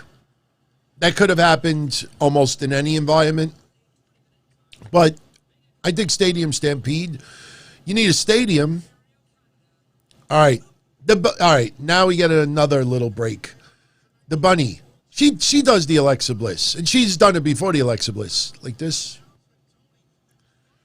I hope the Butcher is doing better. I honestly, when AEW first started, I remember coming up here, and I'm like, the Butcher and the Blade? And then they were dressed up like ice cream men. But I don't know, they started warming up to them. There you go. There you go. She's doing this. Right now, Reginald's in his hotel room going like this. Allie's not that bad. Kris Statlander's not that bad either, but Kris Statlander needs more seasoning. I guarantee there will be one move tonight that people will be like, I'll pretend I didn't see it. Wait, what happened? What happened?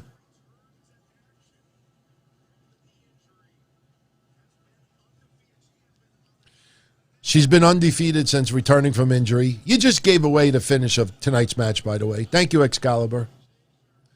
The Butcher underwent medical procedure. A little bit under not poor health, but not in the greatest of health. I don't want to go any further from that because I don't know what he has made public. But he was, in the hospital for a little while, and he was getting himself in crazy-ass shape. I mean, I pointed that out a year ago. That guy started dropping some weight, started, really taking, his body a lot more serious. I hope he's okay. Who's the worst female buried today? Allie or Shayna Baszler? Allie's not buried. They just, she just compliments the show. I mean, honestly, I'm not trying to be a jerk, but out of the entire women's division, the best you could do tonight was Allie versus Kris Statlander. I mean, if they had like a top 20 for the women, I don't even think Allie would be in the top 20.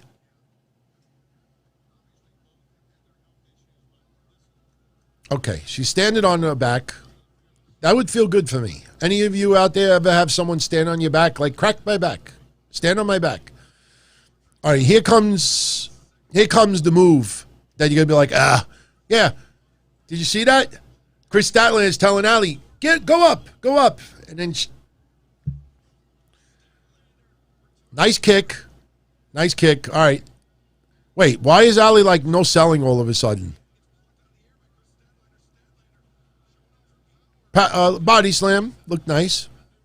Did you see that? Go up. Go down. Nice suplex, though. I like Kris Statlander.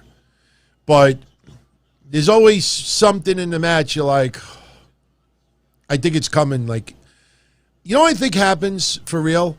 I think sometimes she gets a little too confident and she does one move too many and then it just fails miserably. Some of those dives that we've seen in the past, it always seems like, she always tries to do one extra move too many. Come on.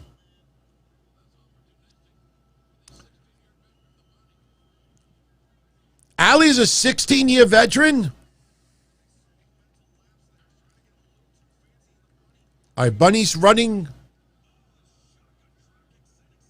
Shotgun drop kick. Statlander was against the guardrail, right next to friends and family.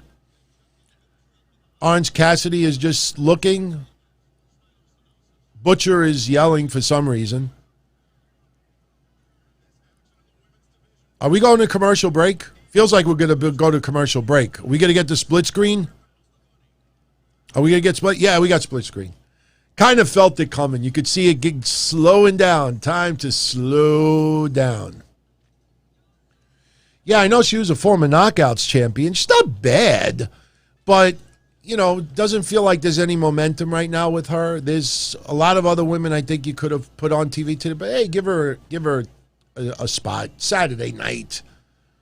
It's not that bad. So right now, things are back in the ring. We are extremely slow. We're almost 3/4 of the way done with Dynamite. I tell you, not a bad show today. Really wasn't too bad. I mean, the first 45 minutes of Dynamite was pretty damn good. If that was on Wednesday, I don't think anybody would have complained. I think it was very, very good. Kite is saying I'm controlling the show from my office. No, I'm in my house. One day, I've shown pictures before. One day I'll videotape, like, how the setup is. By the way, before I go any further, big shout out to La Nostra Famiglia, Dominic McGlynn, the latest member added to the family. Thank you for these fine people. Much love. We could even give a shout out to our YouTube channel members. Much love, much love. Somebody said to me that the bottom graphic looks like something from Fox News. I tell you, it's pretty funny. If I spend time like buying templates, I can make this shit look like a real TV show. But I think this is nice enough. So I want to shout out these very special people. And I want to thank you all for a really, really, really fun week. I mean, yes, the releases yesterday kind of sucked. You don't ever want to see someone let go. But, you know, I mean, everybody gets let go from a job.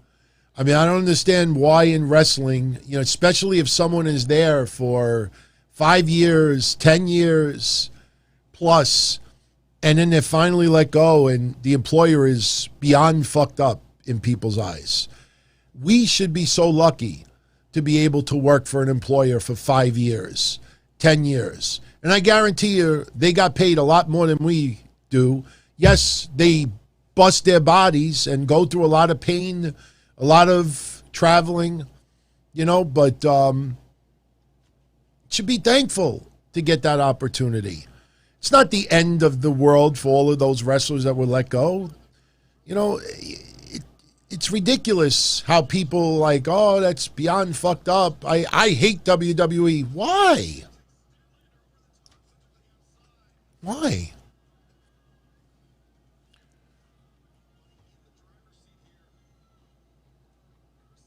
Anthony JCP, any idea why WWE puts one WrestleMania level match at Money in the Bank every year?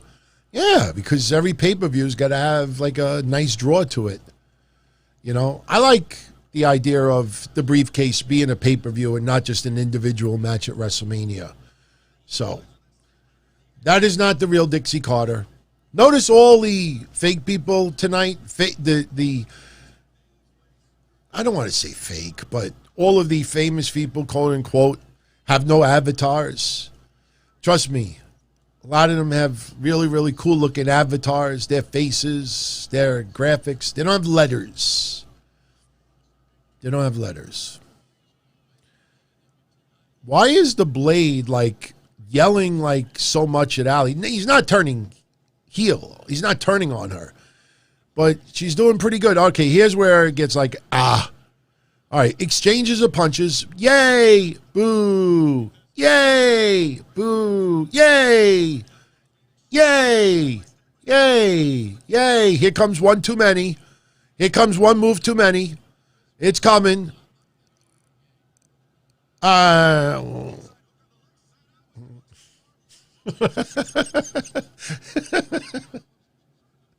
That's kind of like a fake laugh, but it's not. You saw that, right? That's pretty funny. You could feel one move too many. I think she gets winded. You ever play a video game? What's a good video game where you're punching?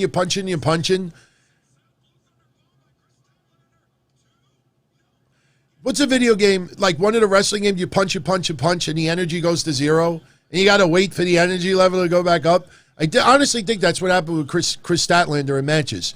She does move, and instead of waiting for the energy bar to go back up, she tries to do that one extra move, and the energy's at like 2, and it looks like a pile of mush. WWF Attitude, Mortal Kombat.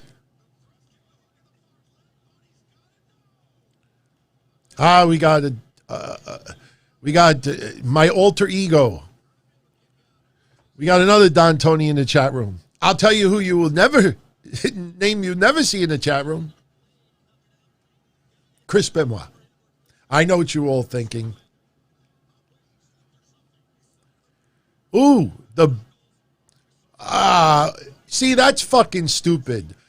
The Blade gives the bunny, I guess, brass knuckles, and the bunny, like, stands to the opposite side of the ring and just is holding it like the Statue of fucking Liberty instead of putting it on. So what happens? Orange Cassidy pulls it from her behind her, and Statlander hits a finisher, and she wins. Who the hell would do that? I want to crack you over the head with a bottle, and somebody hands it to me, and I'm going to, pretend this is glass, all right? I mean, you hand me a bottle to break over someone's head, and the referee is looking that way, and instead of me just bashing over somebody's head, I'm going to turn to the opposite side of the ring and go like this.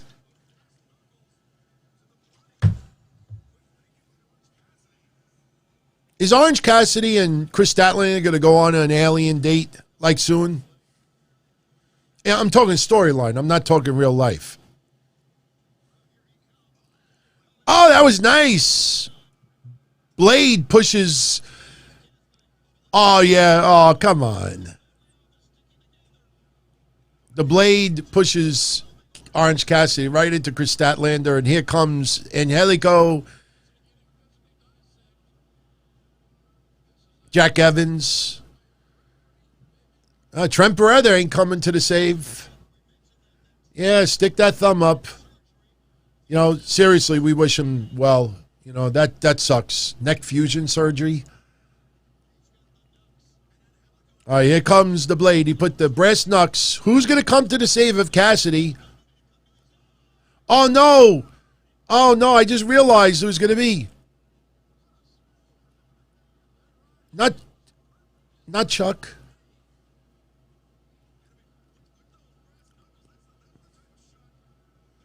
So he lays out Orange Cassidy. Blade is flexing in the ring with Jack Evans and Angelico. The crowd doesn't seem like... Well, they're angry because he laid out Orange Cassidy. Orange Cassidy's selling it like $1 million. Every match has some bullshit after it. Every match. Oh, here's who that.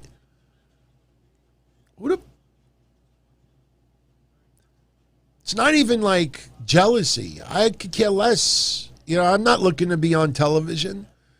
Who fucking cares? Brock Anderson, Wrestler of the Week. That was a joke. I mean, look, for his debut match, I thought it was nice. The moment with his dad was awesome. You know, I love those real life moments. But AEW put him as, I'm like, you know, it's like Make-A-Wish, you know. Oh, Brock Anderson, Wrestler of the Week. Yeah, okay. All right. Who dat? Who fucking dat? You know what? You know what we got to say instead of who dat? Who cares?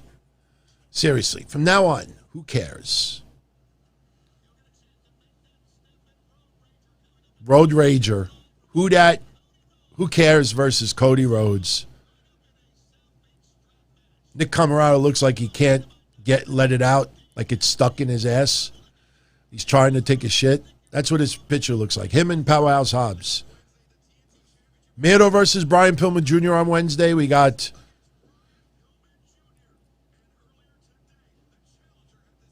Brian Pillman Jr. cutting a promo. Miro. He says it like when non-Italian people go into my father's deli. Can I have some of that ham capricola? Can I have some of that ham capricola? Do you have prosciutto ham instead of saying prosciutto or ham gabagol? Give me some gabagol. No, it's can I have some ham capricola, sweet? Miro. Sound like a cartoon. Miro.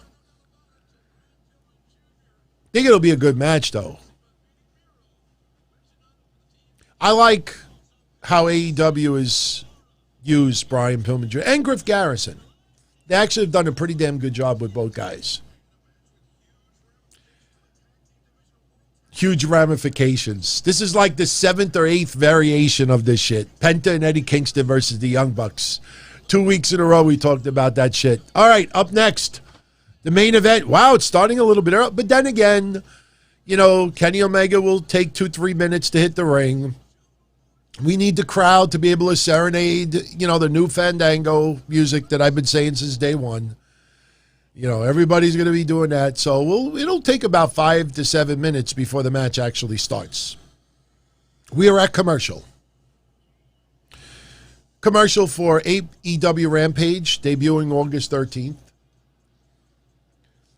Kite, I think once Jungle Boy gets older, I think his name should be tweaked to Jungle Jack Perry. I've been saying that for a while. I think Jungle Jack Perry would be a great name for him, like a variation of both.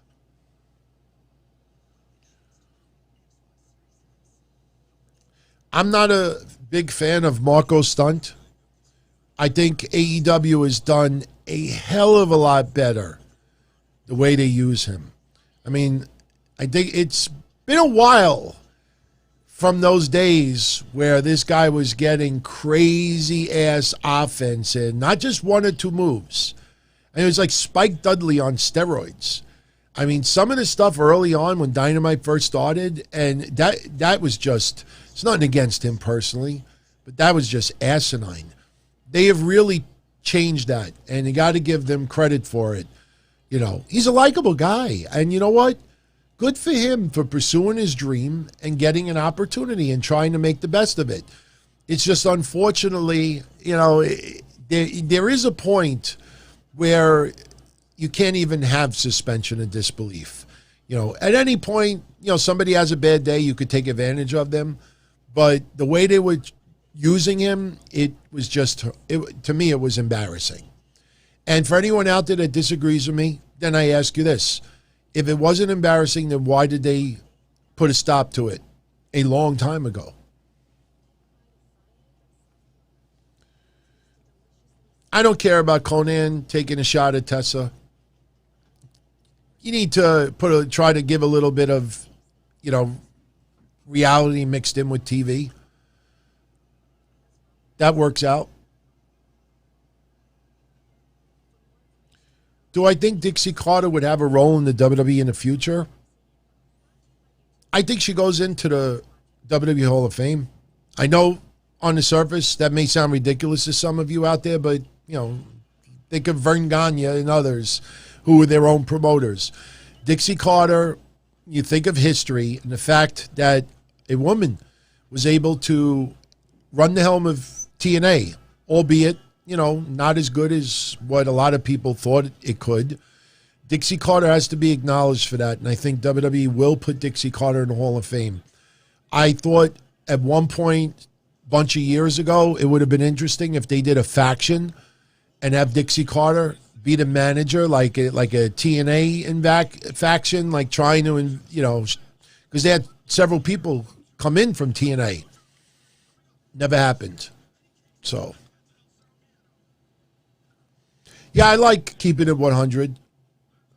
Now we have Penta and Eddie Kingston hyping up Wednesday. Eddie Kingston with a cool Patrick Ewing shirt. I love it.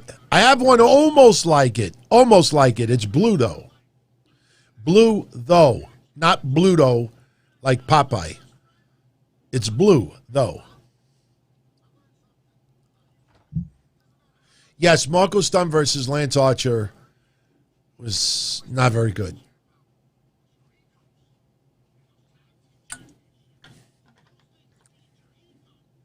Talking about how the tag team championships feed the ego for the Young Bucks.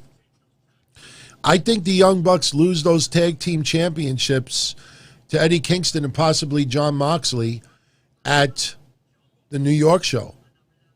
By the way, I'm wearing a New York shirt. Just a reminder to my homeboys out there, people who have been in the business, not in the business, friends, you know, people I've met at Lucky 13, stalkers, haters. Let's all get together. Seriously. I have so many of you sending me DMs if blah, blah, blah would show up, would you shake his or her hand? Sure. I mean, I think people take the term podcasting way too seriously. Way too seriously. If anybody notices, if you want get a kick out of something, go on my Twitter, do an advanced Twitter search, type in Goofy or Podcaster or both. I haven't made that reference on Twitter in about 8 months. I think people use that label too seriously. I'm almost tempted to change my stuff to content creator. For all of you out there that are familiar with that term, would I be honest, I'm not inside, but would I be considered a content creator or is it just podcaster? Because Jungle Boy soaking it in and deservingly so. This match is going to be great. This match is going to be excellent.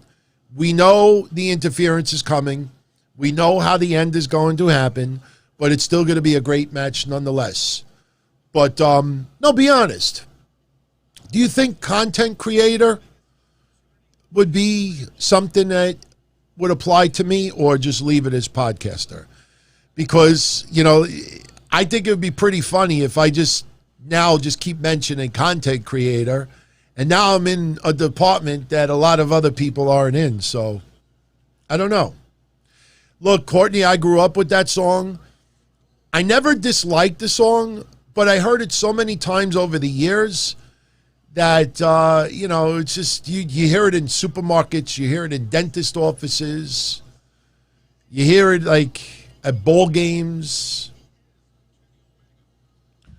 So no one answered yet. If content creator, VJ, I said the first night they played that song that it's going to be the next Fandango. It's just this song. It's almost like Nakamura's song that you could sing it a cappella.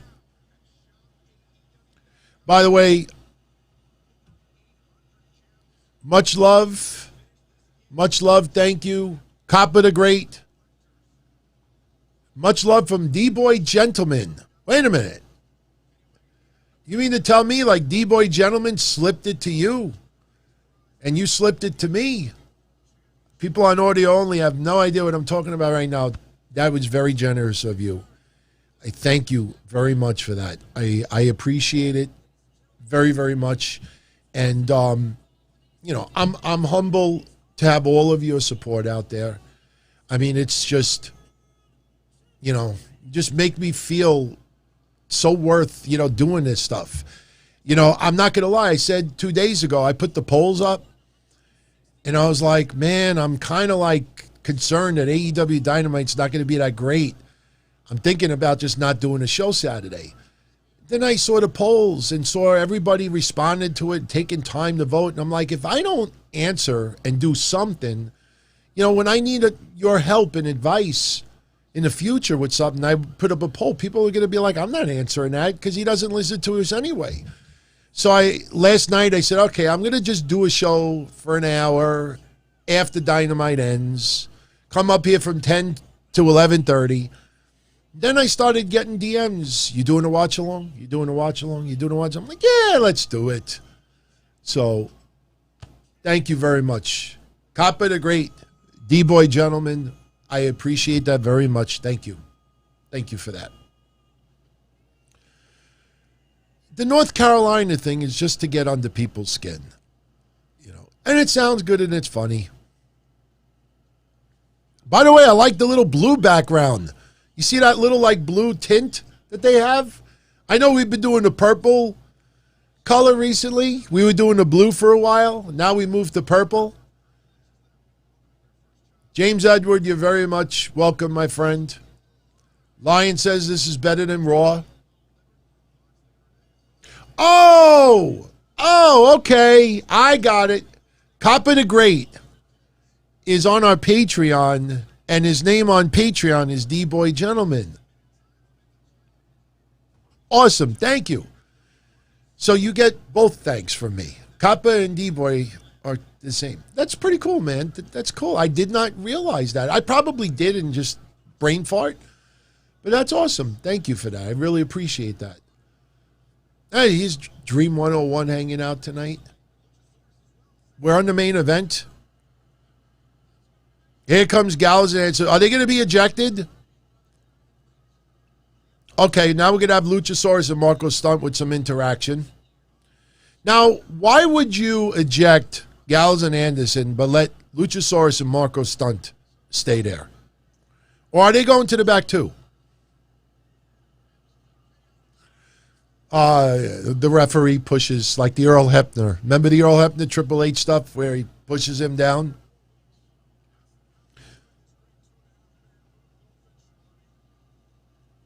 Crowd is into it. Crowd is into it. Kenny Omega was slapping his, like, wake up. I hope Jungle Boy puts on a great performance. The nerves inside right now have got to be getting to him. This is a big spot. Even if the rating is only 400,000 viewers, 500,000 viewers, you know, this is a big moment in his career coming up. And I got news for you. I mean, look, we know about the tragedy of his father. Jack Perry is very, very beloved. And, you know, you look at his size. I mean, being honest, I can't buy into him being a legitimate, credible heavyweight champion at this point. But I remember all of us saying that about Rey Mysterio Jr. in 1995. You know what I mean? So anything could happen as years go by, and years and experience and, you know, maybe getting a little bit, you know, bigger in size, even 10, 20 pounds, you know, and he gets matured in the ring. I think that all weighs in his favor. So having a match like this is very important. His interaction with FTR was tremendous. That was needed. You know, this isn't just about Jungle Boy. You know, Kenny Omega is going to make Jungle Boy look like $1 million. Right now, they're exchanging chops in the corner. And you could see it. Look how Kenny Omega is selling it. Thumb to the eye by Kenny Omega. Obviously, he's got to do the, part of my language, pussy move. Jungle Boy, okay, got to be careful here. Got to be careful here. Yeah, well, that's why Kenny Omega reversed it. I think Jungle Boy will reverse this. There you go. There you go. But Kenny Omega with the elbow to the head. Got to be careful. Jungle Boy a little too much off the top rope. But nice drop kick. Look how that crowd popped from a drop kick. As Jim Ross just said, the crowd is on its feet from a drop kick. Now Kenny Omega pulls Jungle Boy outside the ring. You got friends and family, Jungle Boy. Don't worry. You don't have any unknown fans that could possibly have something, if you know what I mean. Yeah. You're not a a paying customer. Shut the fuck up. Yeah, I don't think so. Yeah, that's you see that guy, the big guy with the blue shirt with the bald head and the glasses? That's someone's cousin's brother that has like no direct ties with a wrestler. Like, hey, you want to come? I'd love to come. No one ever invited me before. He's like, fuck you, Kenny Omega, fuck you.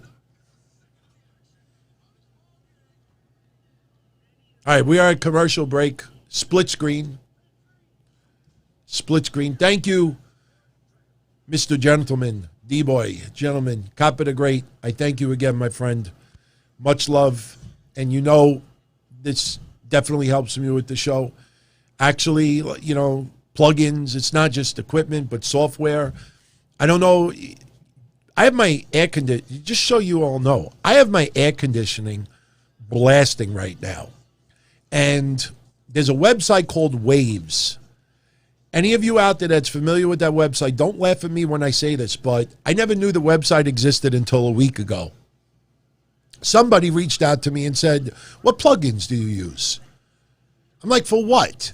They're like, for the show. I said, I don't use any plugins. They're like, go on this website. So I went on the website and I bought 7 plugins. Just, I swear to God, 2 days later, 50% off sale. Like, how was that? I'm like, motherfucker, I just bought 7 plugins and then 2 days later, 50% off sale. Pissed me off. Did the battery just go off on the light? Oh, I know what that was. When I hit the desk, the vibration knocked the battery out of my light. I got an extra battery. How you like these mamma jammas? Slap it in. Come on, let's slap that in. Come on. There we go. Always keep 2 of something. I record the show. I do it 2 different sources. This way, if one fails, you got a backup. The freaking battery, now I'm going to have to, like, climb through things to get to it tomorrow, but we keep an extra battery. Yeah, I had this shirt probably a year. I think I might have wore it once before the New York announcement.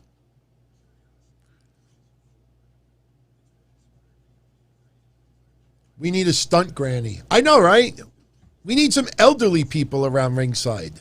None of these wrestlers have like grandparents that wouldn't mind taking a show.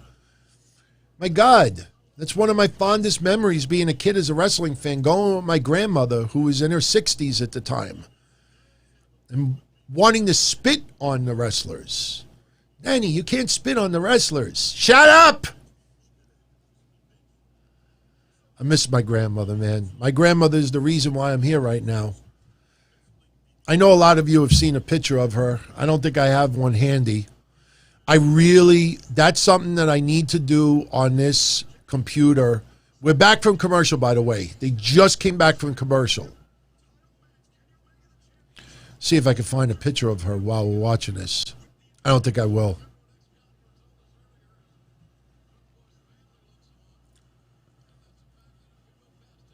Jungle Boy's family is looking on. Yes, he has more than just his dad who had passed. You know, I've heard that before, and people like, he's got a family. I'm like, what do you think? His dad like impregnated himself? Some people are so stupid sometimes. Oh. How many, just talk about random picture that I just found. How many of you remember Jobber Joe? Any of you in the chat room ever remember Jobber Joe? That guy that I said, you'll never see, remember that intro for my show? You'll never see me at a wrestling show doing the Raven pose. Remember Jobber Joe? I found a picture of Jobber Joe. Shout out to Ted Turner. If that's the real Ted Turner, you are a... Nah, I'm kidding. Much love, Mr. Turner. Any of you out there remember the Jobber Joe? There's like a 6-second delay, by the way, for my audio only. When people don't answer right away, that's the reason why. Okay. That infamous photo, when I talked about doing the Raven pose, you'll never see me wearing a hurricane show at a wrestling show. You'll never see me wearing a hurricane shirt at a wrestling show doing the Raven pose. Here's the picture. That is him. That is Jobber Joe. That old intro from my show. You'll never see me wear a hurricane shirt at a wrestling show doing a Raven pose. Yep. That is the photo that I was talking about. That is Jobber Joe. Why would you have a wrestling name that is so negative? I'm Jobber Joe. I'm Loser Larry. You got to use like a big, strong name. Big, strong name.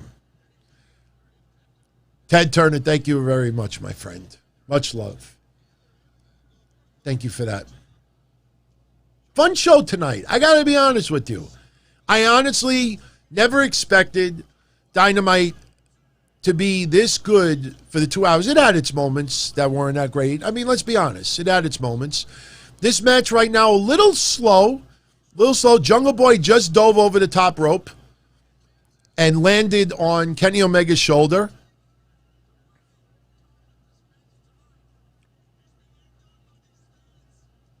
Is Don Callis on commentary? I think we're hearing Don Callis.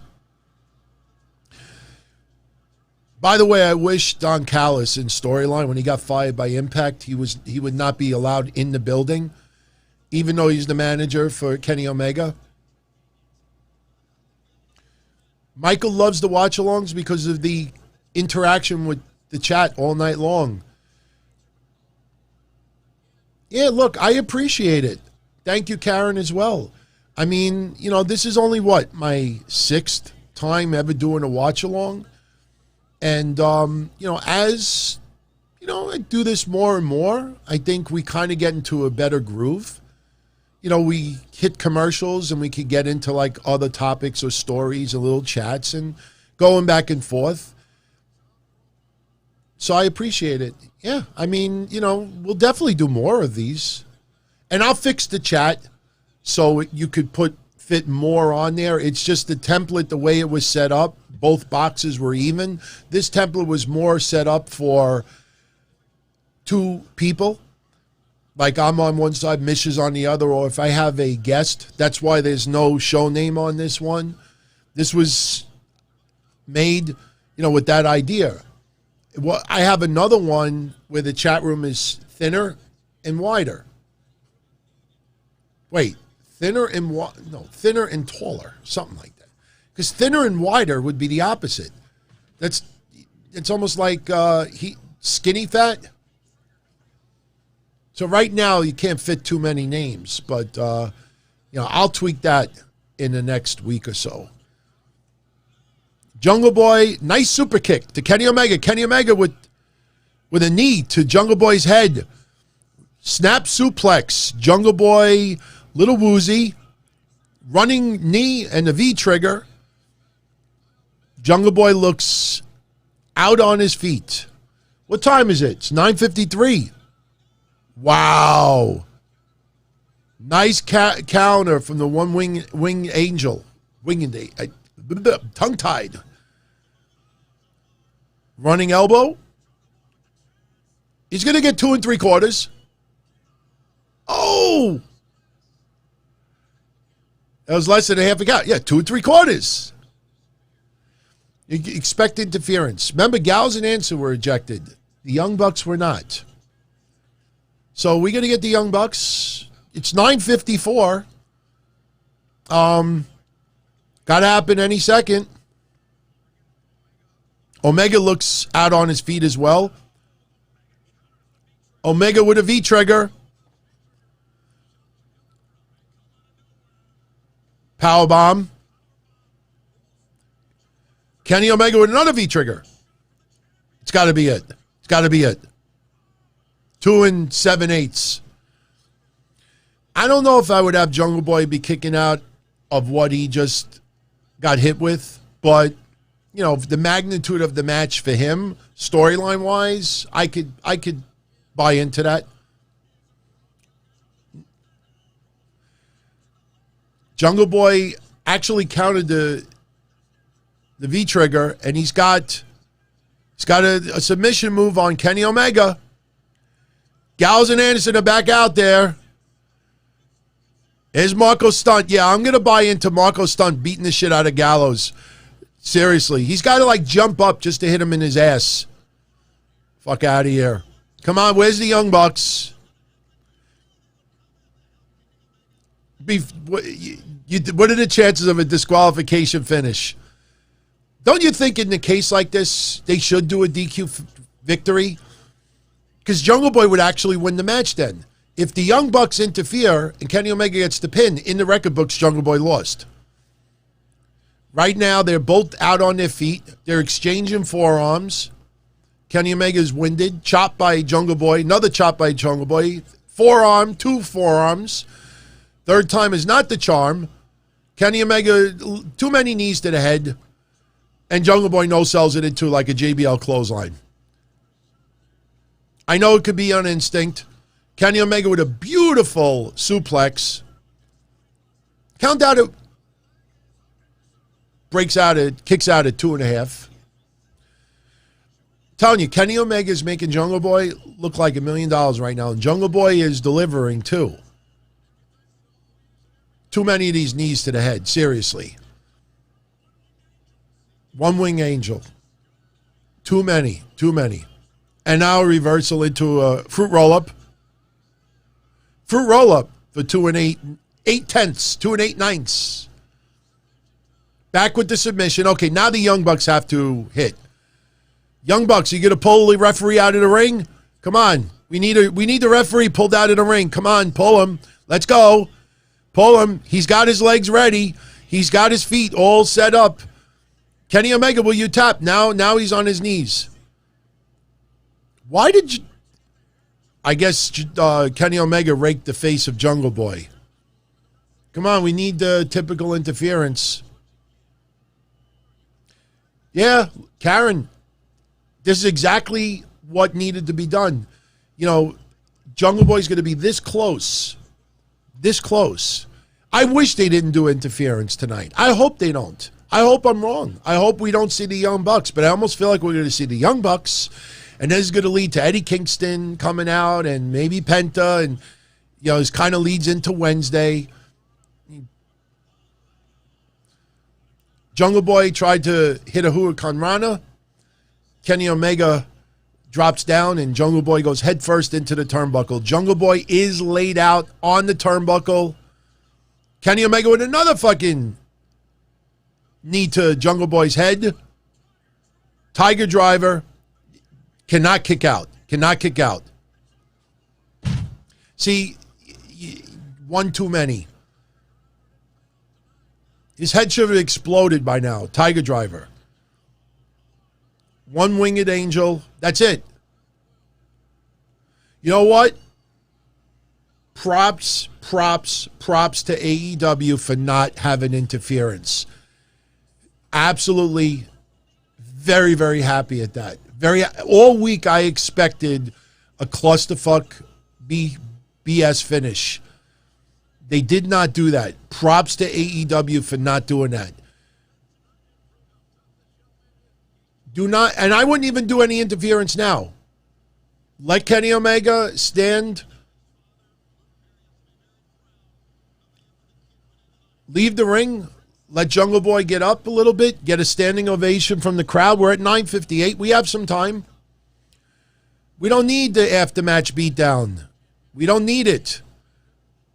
Don't have to do it on every show. Kenny Omega's winding up the belt, teasing that he's going to hit a belt shot to Jungle Boy. This is absolutely not needed. All right, Christian is in there. Christian is now exchanging punches with Kenny Omega. I don't know how the fans are going to react to this. Christian chases Kenny Omega outside the ring.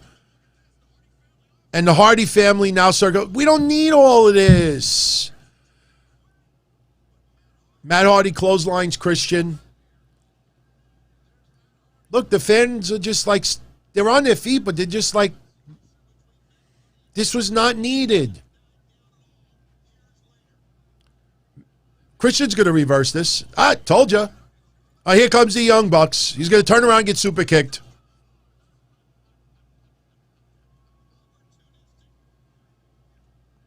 This is just not necessary.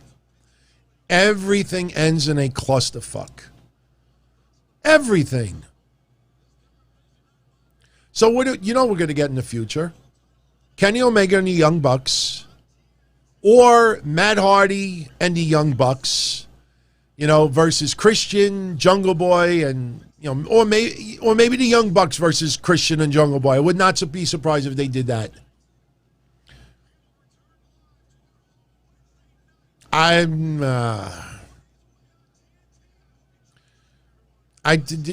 To me, honestly, yes, VJ, you're right. Everybody gets a prize. They got to have 10 people involved in every match. I mean, once in a while, you don't get that. But, man, sometimes you have a match end. You just had a classic. Props to AEW for having no interference whatsoever. You can go off the air with Kenny Omega holding the belt up, leaves the ring. Jungle Boy goes on his knees, gets a standing ovation from the crowd. Thanks, acknowledges the fans. You go off the air. There is no reason why what I notice that AEW has a habit of doing, and I understand some of you out there will say, yeah, it actually does help sometimes. They always have to go off the air, ... to be continued. You know what I mean? Like, sometimes you could go off the air with a period or an exclamation point. Sometimes you win, somebody loses, you go off the air and be done. No, they always have to have an aftermatch beatdown, a brawl, somebody with their standing over someone in the ring. You don't need to always have to be continued. I don't know, maybe once Rampage starts, maybe Rampage will eliminate some of what we have on Dynamite like this. It's another show. Rampage will air 4 days before AEW Dynamite, which is almost splits the week in half. And they really need to create identities for all three promotions. You know, I said this last week. I think AEW Dark should be the, rookies, some name value to make sure that people tune in. It's a YouTube show. You get YouTube advertising, right? Even if you got no money from the YouTube advertising. It's not where you're paying all this TV time. I understand the cost involved of filming the matches, but even if you get a small viewership, you use the lower card, the new people getting a tryout, people getting a second, third look. That should be AEW Dark. The ones that do get the opportunity with AEW, but they're just starting out in AEW, or maybe they have to build or rebuild, and they're not ready for primetime television yet. That's what AEW Elevation is. Think of the name Elevation. Does AEW Elevation really feel like somebody that was on Dark has now elevated to the second show? No, it does not feel that way. Not to me, and I know not to a lot of people out there. AEW Elevation is where you get that second step. Then, once you're ready for TV, then you have two choices. They make it to Dynamite, but since Dynamite is only a 2-hour show, and not everybody can appear, that's why you see what you see, with 20 people almost on every segment. Then those people that could have been on Dynamite, but they didn't have enough time, they go on Rampage. And Rampage, you can do something on Rampage, which leads to a match on Dynamite the following week. And Dynamite could even show a clip from Rampage as to why a match is happening. You do that format, then everything makes sense. Dark, starting out, tryouts, second, third looks, Elevation, signed, or someone, close to signing. You mix in some names, obviously, to get some attention to the show. Then when people are ready, I compared it to a movie. How many times have you bought a movie in the past, a DVD, a Blu-ray, a 4K, and they have deleted scenes? Not every scene makes a movie. You get deleted scenes. And sometimes as a bonus, for the DVD or the Blu-ray, you get deleted scenes. You get to see scenes that didn't make the movie. That's what Rampage could be for some people. The scenes that didn't make the movie, which would be Dynamite, gets to appear on Rampage. It's not, it sounds simple. That's how I look at it. But they really have to make it feel like steps.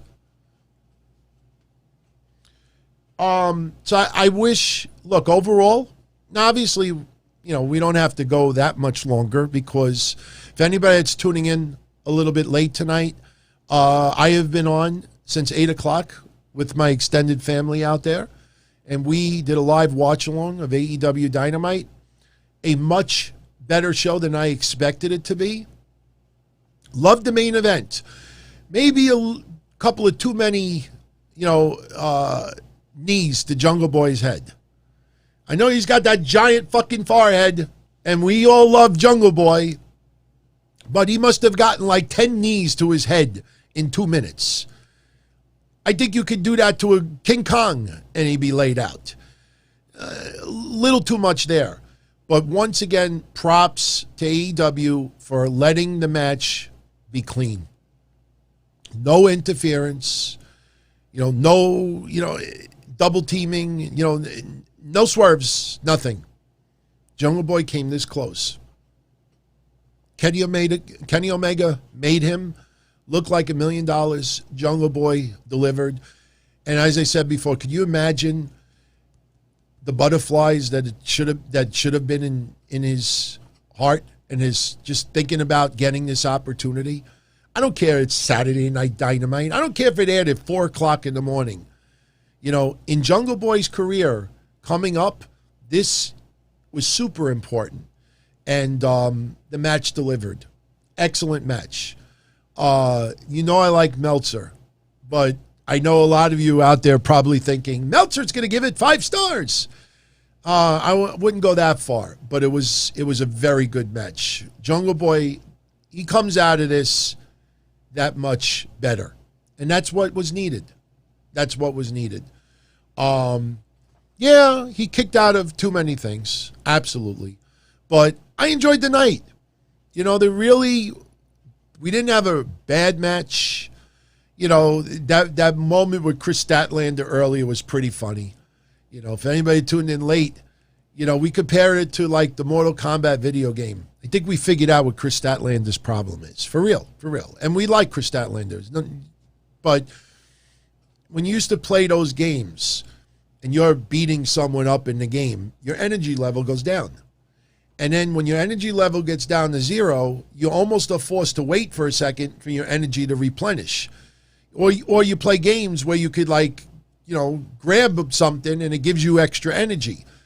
What Kris Statlander does, if you really look closely, is she does a flurry of moves.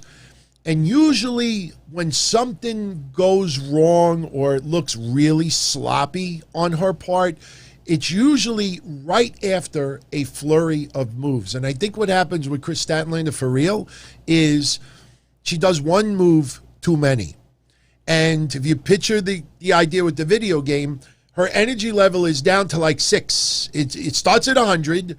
Boom, boom, boom, boom, boom. It's down to 6. And instead of waiting, or doing something to get your breath back a little bit, she tries the extra dive. She tries the extra power move, and the energy level is down to 3. And she hit that move on Allie earlier, and that shit looked sloppy. And we called it. You said it's going to happen right now. I think that's what happens with her repeatedly. So we'll see what happens. We'll see what happens Wednesday. Wednesday is back to normal, which means I will be back at 10:05 p.m. I have been enjoying these watch-alongs. It's been a learning experience for yours truly. I mean, before these Dynamite episodes, I did one watch-along during the presidential debate, which was a disaster. And then I did a watch-along for the Royal Rumble, I believe it was. The first ever wrestling watch-along I ever did. And as we do more of them, they will get better and tighter. And, I got to figure out, maybe we will do one on a Tuesday or a Wednesday. Maybe on some of the special NXT themed episodes. I don't know about the Great American Bash, but we'll pick our spots. We could always do it for a WWE pay-per-view or an AEW pay-per-view. The only reason why I don't like the idea of doing it for an AEW pay-per-view is because there's so much action and there's so many important matches going on that you want to give your undivided attention of what you're watching on TV and be able to soak it in. And I don't know, maybe we can. I mean, I don't hide it. I am a huge fan of Wrestling Days and the watch-alongs he does. And he does it for everything. And everybody loves hanging out during it. So we'll see. That's not a bad idea, doing a Raw watch-along with Mish. If Mish is down for it, I'll do it one night. I mean, the good thing about it is the show ends for us at 11 o'clock at night. 11:15 instead of 1 o'clock, 1:30 in the morning. So I'll talk to him about that. That's a great idea. That's a great idea. Thank you, JL. Thank you very much. We had no buffering issues. We haven't had buffering issues for probably about 2 or 3 months. That's one thing I've been really, really working hard behind the scenes, is to eliminate like buffering issues. And I have backup internet that I need, if I need to, we can do that. In fact, I remember there was one show a couple of months ago where my internet went down here and I actually tapped into my cell phone.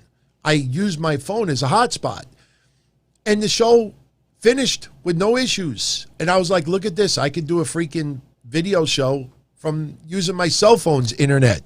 So, I try to eliminate as many technical problems as possible. That's why if you notice now, if there's an audio issue, within 10 seconds, it gets resolved. I pretty much know what could cause it. And, Lee remembers that episode. I was blown away by it. I'm like, I can't believe that I was able to do, 1080p, video just using my phone as a hotspot. So that was pretty cool. So, yeah, sometimes audio gets out of sync. I use vMix as my software. And honestly, people have been telling me, go to OBS, go to OBS, go to OBS. I see look, I'm not going to lie. I see some of the features that some podcasters have because they use OBS software. I think eventually I will make the jump to OBS, which is funny because the software I have now, I paid $700 for, So OBS is open source, I think. I don't even think you have to pay for a lot of it. But I wanted stability, reliability. Usually when you pay for something, it's better than getting something for free. I think a lot of you out there have learned with that service, Craig. Honestly, I don't know how anybody in their right mind can use Craig as their only source of recording audio. That's free. And when you get something for free, it's no guarantee that you're going to get good quality and that it's just a recipe for disaster. I absolutely love Craig as a backup, as a secondary or tertiary. Sometimes if I record something that is very important, I'll have 3 recording things going on. I'll have Hindenburg going, which is my program. I have my Rodecaster Pro, which is my mixer that has a built-in recording program, and I have YouTube. So I have 3 different recording programs. So if anything crashes, I got backups. So, you get what you pay for. I mean, that's the saying, you get what you pay for. And, you really can't skimp on stuff. But you know what? With all of your support out there, I don't have to. This is awesome. Absolutely love it. And I thank you all for hanging out with me Saturday night. So it is 10:14 p.m. I want to just acknowledge 3 super chats, and then we'll get out of here. And then less than 48 hours, or about 48 hours, I'll be back here with Mish for Breakfast Soup Raw. Ted Turner, once again. I know I showed it earlier, but it was so nice I had to say it twice. Hey, if it was so nice to say it twice, I got to give a thank you again to Cappa the Great, a.k.a. D-Boy Gentleman. Much love, my friend, and I thank you for that. I thank you. Believe it or not, oh, shit. I just realized that one of my bulbs, there you go. One of my bulbs was like facing that way. I didn't even realize it. I usually don't keep this light on during the shows. But it was a learning experience on Thunderdome yesterday because when I watched it back, I'm like, my light still looks awfully dark. So believe it or not, I'm going to pick up some lights during the week, and I am going to be in Thunderdome next Friday for SmackDown. So that was cool yesterday. I mean, like I said, I know I'm an overgrown kid, but I got a kick out of it yesterday when the guy was in my earpiece. He's like, could you move to the center, please? And I'm like, okay. And next thing I know, I'm front row right by the ring steps during the Jimmy Uso Dolph Ziggler match. I'm like, all right, cool. I'm having some fun. So you'll see me there next Friday night. If you didn't check out SmackDown yesterday, I was in Thunderdome for the second hour. You'll start seeing me from the Carmella segment to the end. It was a lot of fun. I loved it. I loved it. Ted Turner, he's back. Did I know Regis and Kathy Lee would go national? They were awesome. Regis was always popular. I know that when I was very young, that my mom, would watch things that would have Regis, even though I think Regis was based out of California, but they would have shows that actually would air here in New York. Kathy Lee Gifford, I never really paid attention to, but, I always knew that Regis was a wrestling fan. And let me tell you something, growing up as a kid, as a wrestling fan, and seeing so many wrestlers on, if you go back, seriously, on this YouTube channel, the week that Regis passed away, go back to this channel and look at the episode that I did for that week. If you, seriously, I'm not kidding, you'll really appreciate it. If you go back and you look at the thumbnail, you will see, it's a shame I don't have it handy here, but you'll see all around an outline. See this purple outline? I had boxes outline the entire screen, and every box was a wrestler's appearance on Regis and Kathy Lee. They were all wrestlers, and every screenshot I got put that together myself. That took me probably 3 hours to perfectly size them, center them, try to make it where if you made the box small, it wouldn't be pixelated. And you realize how much wrestling was featured on there. And look at Regis and Kathy Lee. That morning show was not directed to wrestling fans. It was mostly, I'm not trying to be sexist, but let's go, think of the time that we're talking about, the time stamp. It was mostly housewives. It was mostly women who stood home during the day, whether, taking care of kids or taking care of the house. That was the majority of the audience. And to see that many wrestlers be on that show, where that demographic is, you see everything about demographics today. Trust me, the grumpy goofs out there that just rant about demographics all the time, you imagine what they would have written if all these wrestlers were showing up on Regis and Kathy Lee back in the day? What demographic? Just, could you imagine how they would be like, this makes no sense. It's not their demographic. This is the 25 to 54-year-old or the 40 to 54-year-old women who are not wrestling fans. Lot of wrestlers. Wish you would have had more WCW, but go look at that thumbnail that I made. And I don't even think that's all the appearances. That was a decent show. And they had a lot of celebrities there as well. They had a lot of celebrity appearances. Regis was a fun guy. I liked his appearances in WWF, the WrestleMania stuff. Regis was legit a wrestling fan. And look, he lived a great life. It's always sad to see somebody go, no matter what genre, sports, music, pop culture, movies, we're all going to have to go, and look, when someone passes and they're 80, 90, 95 years old, I don't think anyone out there should be sad. I always see this. Somebody dies, they're 85 years old. I'm going to miss him. And I say to myself, the fuck do you think that person was going to do at 85 years old? Star in a feature film? They haven't been in a movie in 15 years. I'm going to miss him. What was he doing now that you're not going to do anymore? Unless he was your neighbor. I'm going to miss him. We're sad because a part of our childhood, one last part of our childhood, for most of us, is taken away. For me, it's a little different now.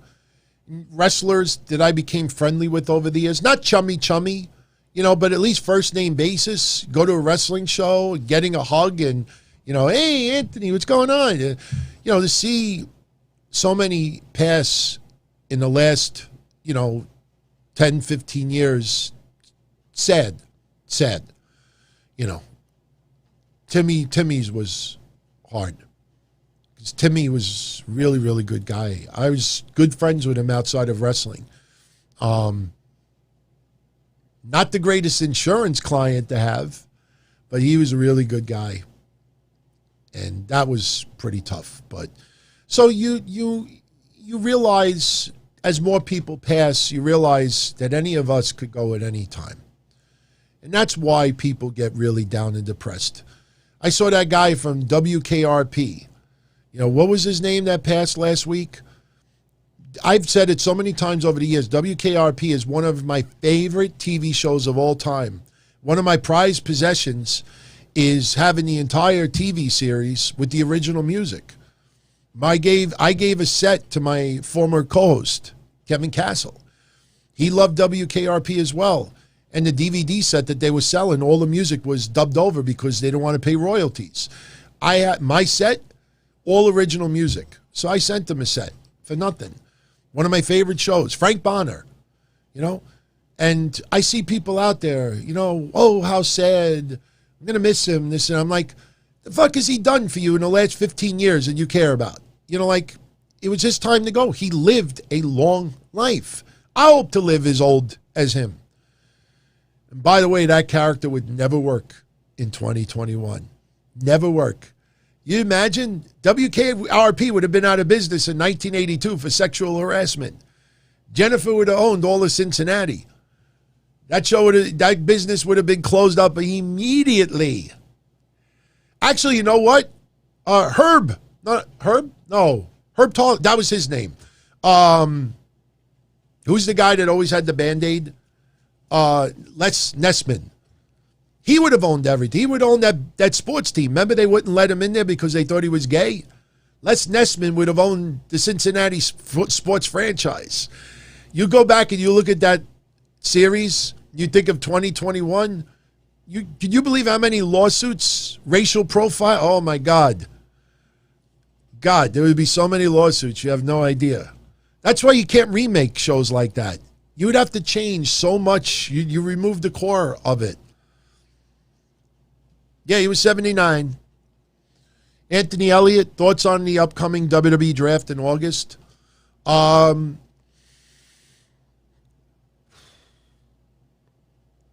With all these releases, I got into this yesterday. If you're aware of all the job cuts that WWE did in their offices, they let go like 50 people. And a lot of them were in departments related to WWE films and some other, production areas. And what's happening right now with Nick Khan, I know on social media, the popular thing to do is to call him evil or say Tony is the real Khan. But Nick Khan is a very, very successful businessman. And Nick Khan is now in WWE. And one by one, he's going into each department and he's realizing that it is overstaffed. 2021, we were talking about software and stuff earlier. If this was, trust me, I've been doing this since 1997. If this was 10 years ago, there would be no way that I would be able to do everything that I'm doing here without sweating, panicking, or staying up until 5 o'clock in the morning. Software has gotten better. Things get automated. You could make templates. You could do this. You could do that. You click a button. Do you know I have a Stream Deck? If any of you know what an Elgato Stream Deck is, do you know I have a Stream Deck connected? It's under my desk on the floor. It's been down there for 7 months. I haven't set it up yet. Once I set up the Stream Deck, I hit one button, and it can do whatever I want. Hit one button, I could have it do anything I want. I could even hit one button and change the tone of my voice. I could make myself sound like a girl. I could sound like a robot. I could do echo. I just haven't had time. So Nick Khan is going in there, and he's like, why do we need 10 people where 3 people could do this job? And now it's trickling into wrestling. Why do we need all these? Look, I'm not trying to be cold here. Why do we need all these extra wrestlers for 205 Live and main event? Why aren't we utilizing the wrestlers that didn't have a match this week on NXT or Raw or SmackDown? Why do we need all these extra people? So 205 Live, is that show even needed? If it is even, you have a Cruiserweight champion. You have a North American champion. Any wrestler of any size could win those belts. Why do we need 205 Live for? Is there a 205 Live champion? No. So what they're doing is they're streamlining. The funny thing is that everybody immediately thinks, oh, they're doing that because they're going to sell the company. No, this guy came in and is realizing we don't need 90 wrestlers. We could do the same thing with 65. That's what's happening. So now when it comes to the draft, you know, each person that's drafted, it's going to mean a little bit more because you're not going to have as many people that are going to be just on the sidelines or, you know, you have some picks and it like just feels like nothing, you know. The only problem is you bring up the women's division on SmackDown. That's the reason why you had Sonya Deville announce Carmella being in Money in the Bank without even having a qualifying match. There's only 5 women on the SmackDown roster. Who's she going to face? She's not going to face Bianca. She's already a champion. She's not going to face Bayley. Bayley is still finishing up her thing with Bianca. Sasha Banks is not even on TV. Becky Lynch is not back. So what is she going to do? She's going to take on Liv Morgan? She's not going to take on the tag team champs. They're tag team champs. She's going to take on Liv Morgan. Or she could take on Liv Morgan. Or, if that doesn't work out, she could take on Liv Morgan. So, I'm hoping we see some names from NXT get brought up to the draft. You need some more variation.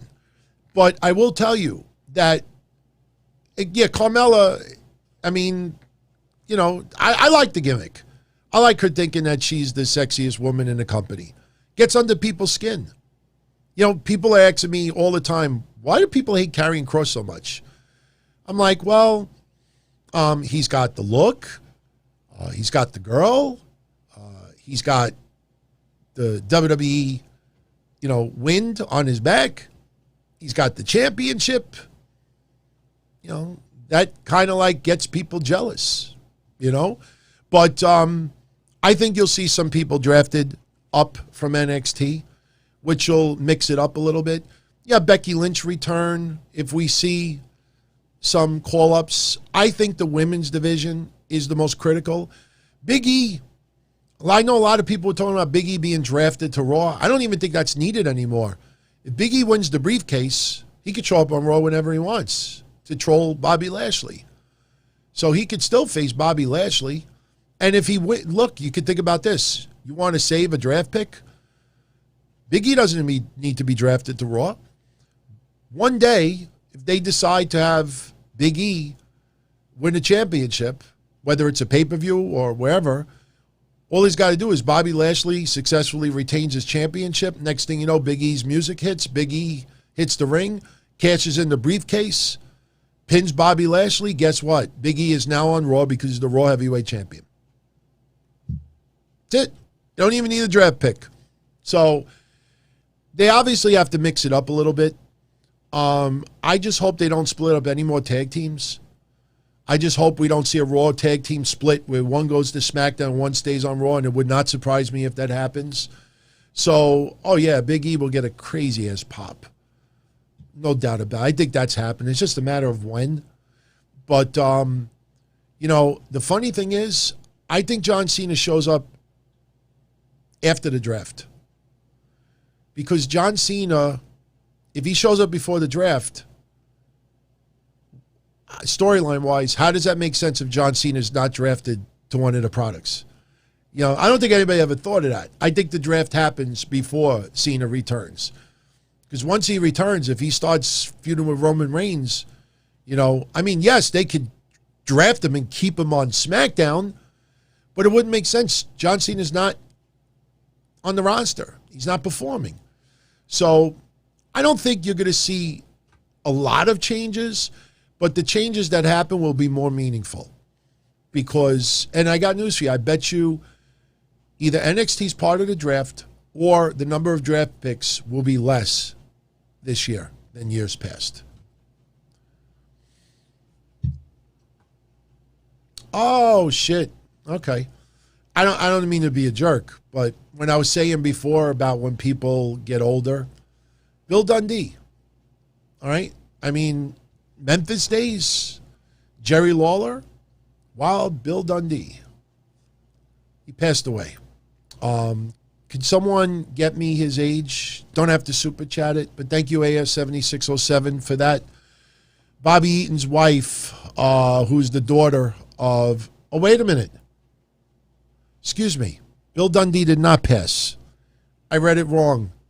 Forgive me. We just did 3 hours of this. Bobby Eaton's wife passed away, who is the daughter of Bill Dundee. Yeah, wait a minute. Why did I even say that with Bill Dundee? Duh. So, still, very sad. Very sad. Bobby Eaton has not been in the greatest of health. And, now he loses his wife. You know what that immediately makes me think of? Terry Funk. Terry Funk. Bobby Eaton absolutely adored his wife. Adored his wife. Yeah, Dutch Mantel, absolutely. Not deceased, but people are talking about relationships with some people. But yeah, my apologies for mixing that up. I just read it wrong.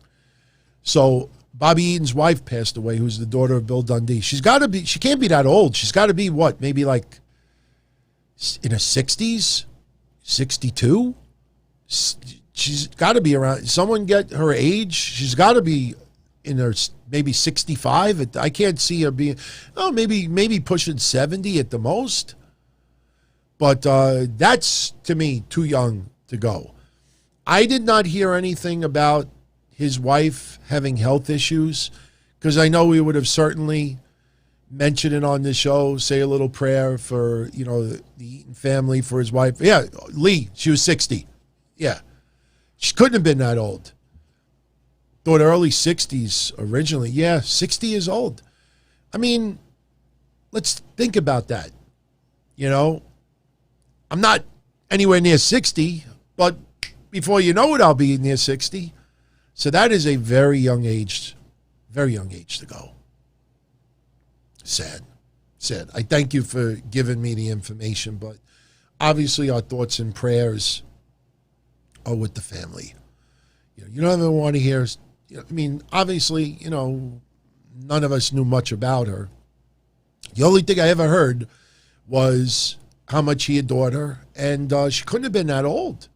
She couldn't have been that. I've seen pictures of Bobby Eaton with his wife, and she always looked pretty young. So, yeah, 60. Man. That's young. That's young. So, didn't want to end on that note, but, sooner or later we all go. We don't know when. We all go. That's why I say, seriously, I don't want to end on a negative thing, but just advice. You don't have to take it seriously. But, that's why you got to enjoy yourself, man. If you really look closely at a lot of people out there, and it's not just social media, but you look at a lot of people closely, it seems like they're at their happiest when they're criticizing others. And that's been since the beginning of time. I mean, it's always happened. And there's people out there that enjoy seeing, you get kicked down. It gives them this weird feeling of satisfaction. I think subconsciously it makes them forget how much their life sucks.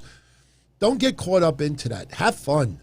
Seriously. We were talking earlier about this. People going to WrestleMania and they're being labeled super spreaders. We're in the middle of a pandemic. How the fuck can you go to WrestleMania? What's wrong with you? You're going to get someone else sick, and they're going to get somebody killed, and you're going to be the one that started. How do you think that makes someone feel? Especially that they just dealt with 16 months of COVID. Not 2 weeks. I'm not talking about WrestleMania from last year. Imagine people this year finally feeling I could do something and feel a little normal. And then that's what you're being labeled and accused of. And you, for 16 plus months, are not only locked in your house physically or locked up physically, but locked up here. Do you know how important it is for all of us to get together for AEW in September? It's not about AEW. It's about, I haven't hung out with anybody in wrestling since the big event. What was that, February or March of last year? This was, COVID had just broke, and we all heard about it. And some people were a little concerned, but that place, you couldn't even breathe. That's how close you were with people. And looking back on it, it blows me away that a bunch of people did not get sick from COVID during that convention.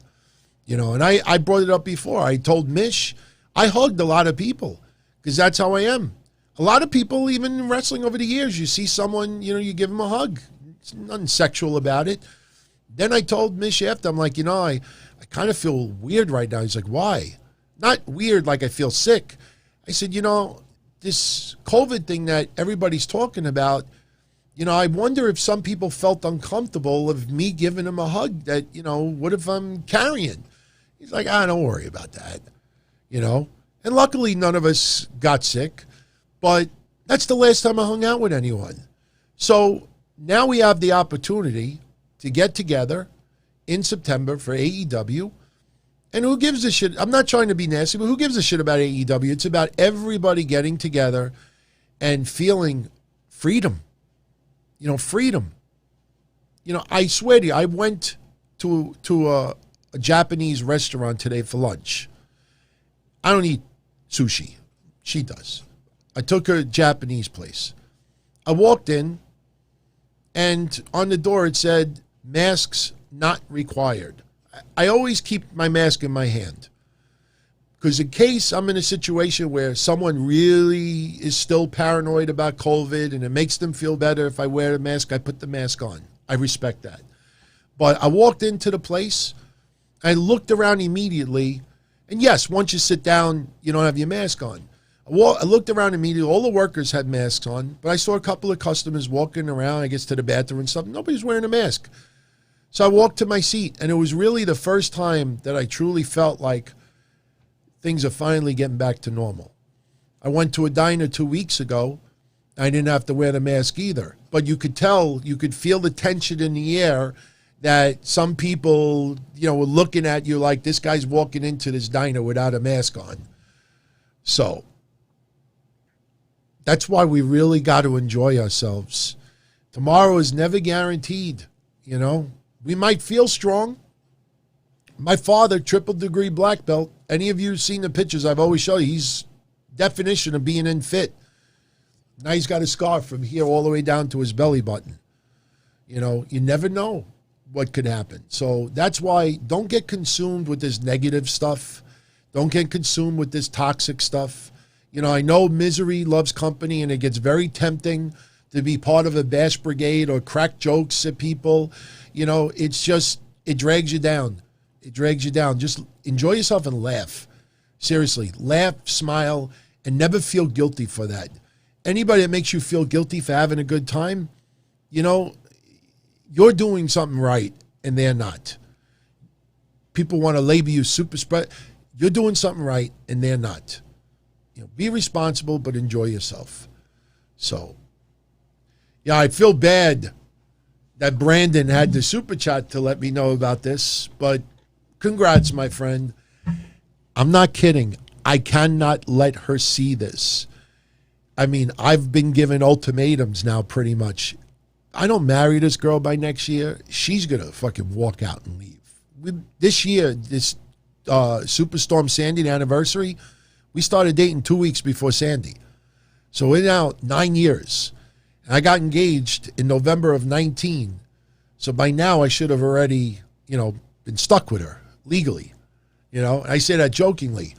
So now every time somebody is getting married, why the fuck are we not married yet? Why didn't we have the date? When are you going to get the date? I went last week to buy wedding bands. It's time. So congrats, my friend. Congrats. So, no, Brandon, don't worry. Oh, wait, you will miss next Friday's show.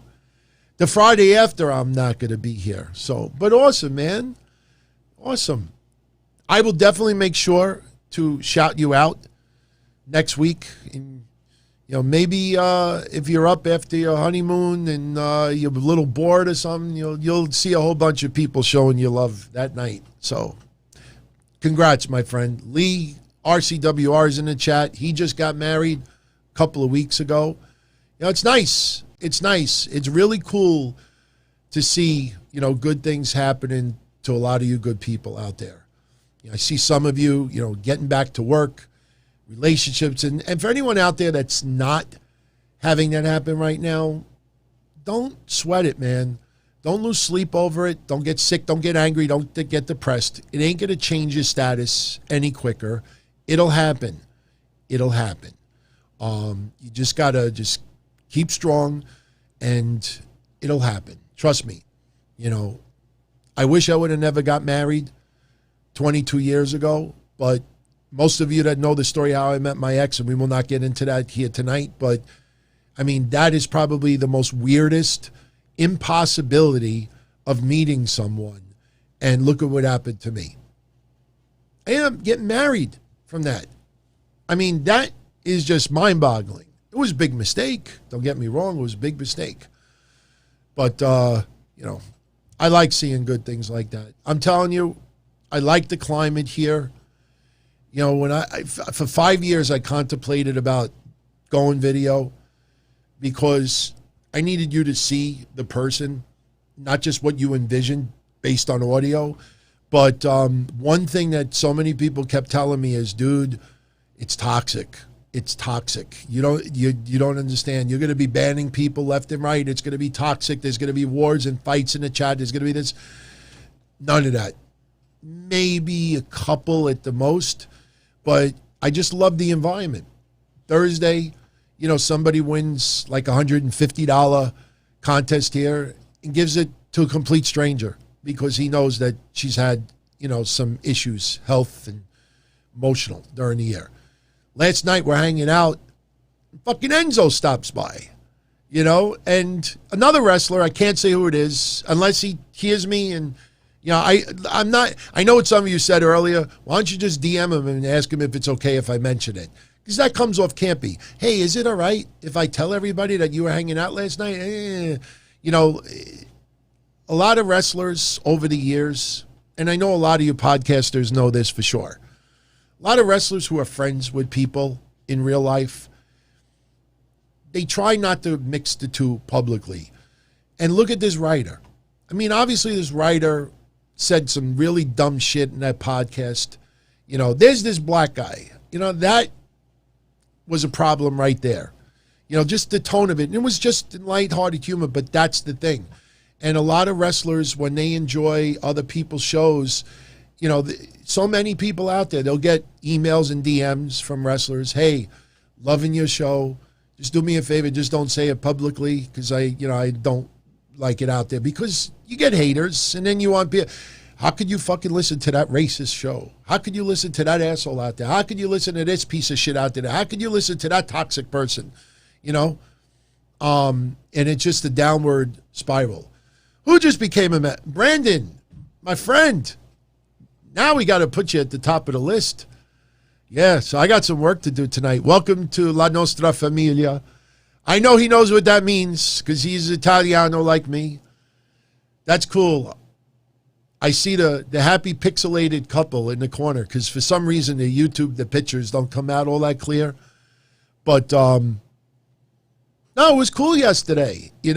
I mean, that happens once in a blue moon, but only if somebody says something publicly, that's when I'll say it. That's why it was so cool when D'Lo Brown many years ago, I went on, I've been doing the Mass Maniac show, and we had D'Lo Brown on. I have the audio for it. D'Lo Brown is on. And halfway through the show, he's like, Anthony, because I don't even think I was Don Tony yet. He's like, Anthony, he says, I got to tell you, I freaking loved the Minority Report because that was the name of the podcast at the time.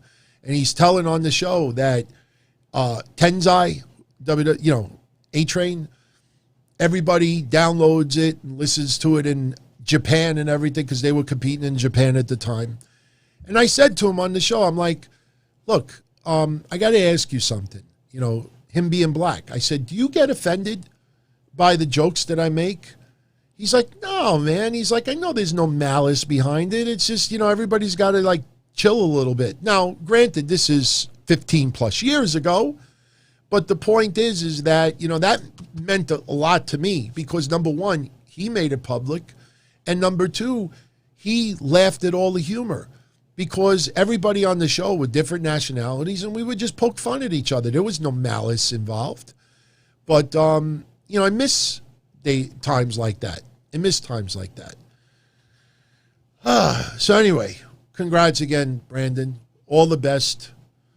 And have a great wedding, seriously. And, I wish I could invite a lot of you to mine, but somebody gave me a fabulous idea that I probably will do. I am going to stream mine live online. But we're probably going to have it at a very small place. Number one, I can't afford a big place. And, it's not about parents paying for it. But we're going to have a small, intimate get-together. And I probably will stream it live online. So I just saw something fly down. I don't know what the hell it was. So Fly, shout out to you, my friend. I appreciate that. That's why, like I say, it was time, to go video. Because the audio stuff, it got very, I don't know. I don't want to say boring. It was just, you need a challenge, a change. You need to, reinvent or have an extension of yourself. And I always wanted to be able to do the video part. Even when we laugh and we do things and could show things, and I get to show you my old wrestling stuff that in many ways kind of suck.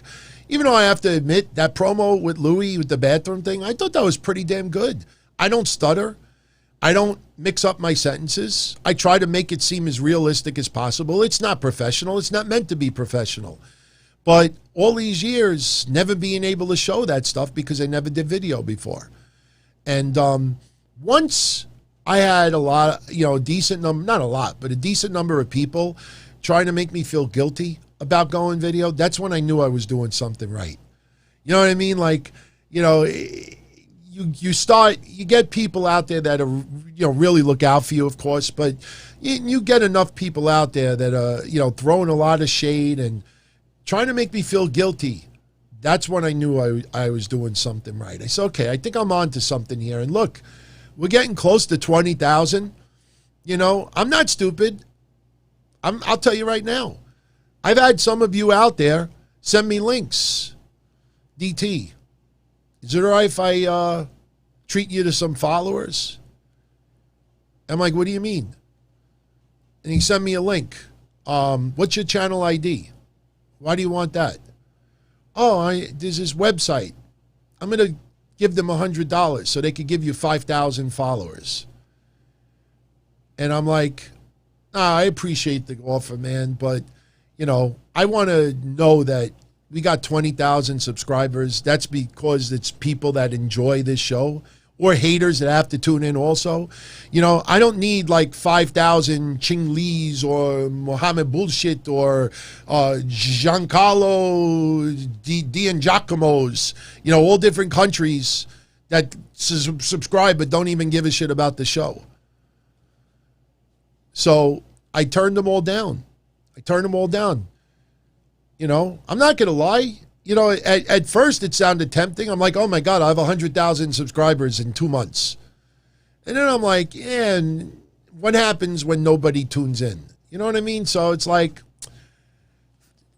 80% of everybody who tunes in only tune in audio only.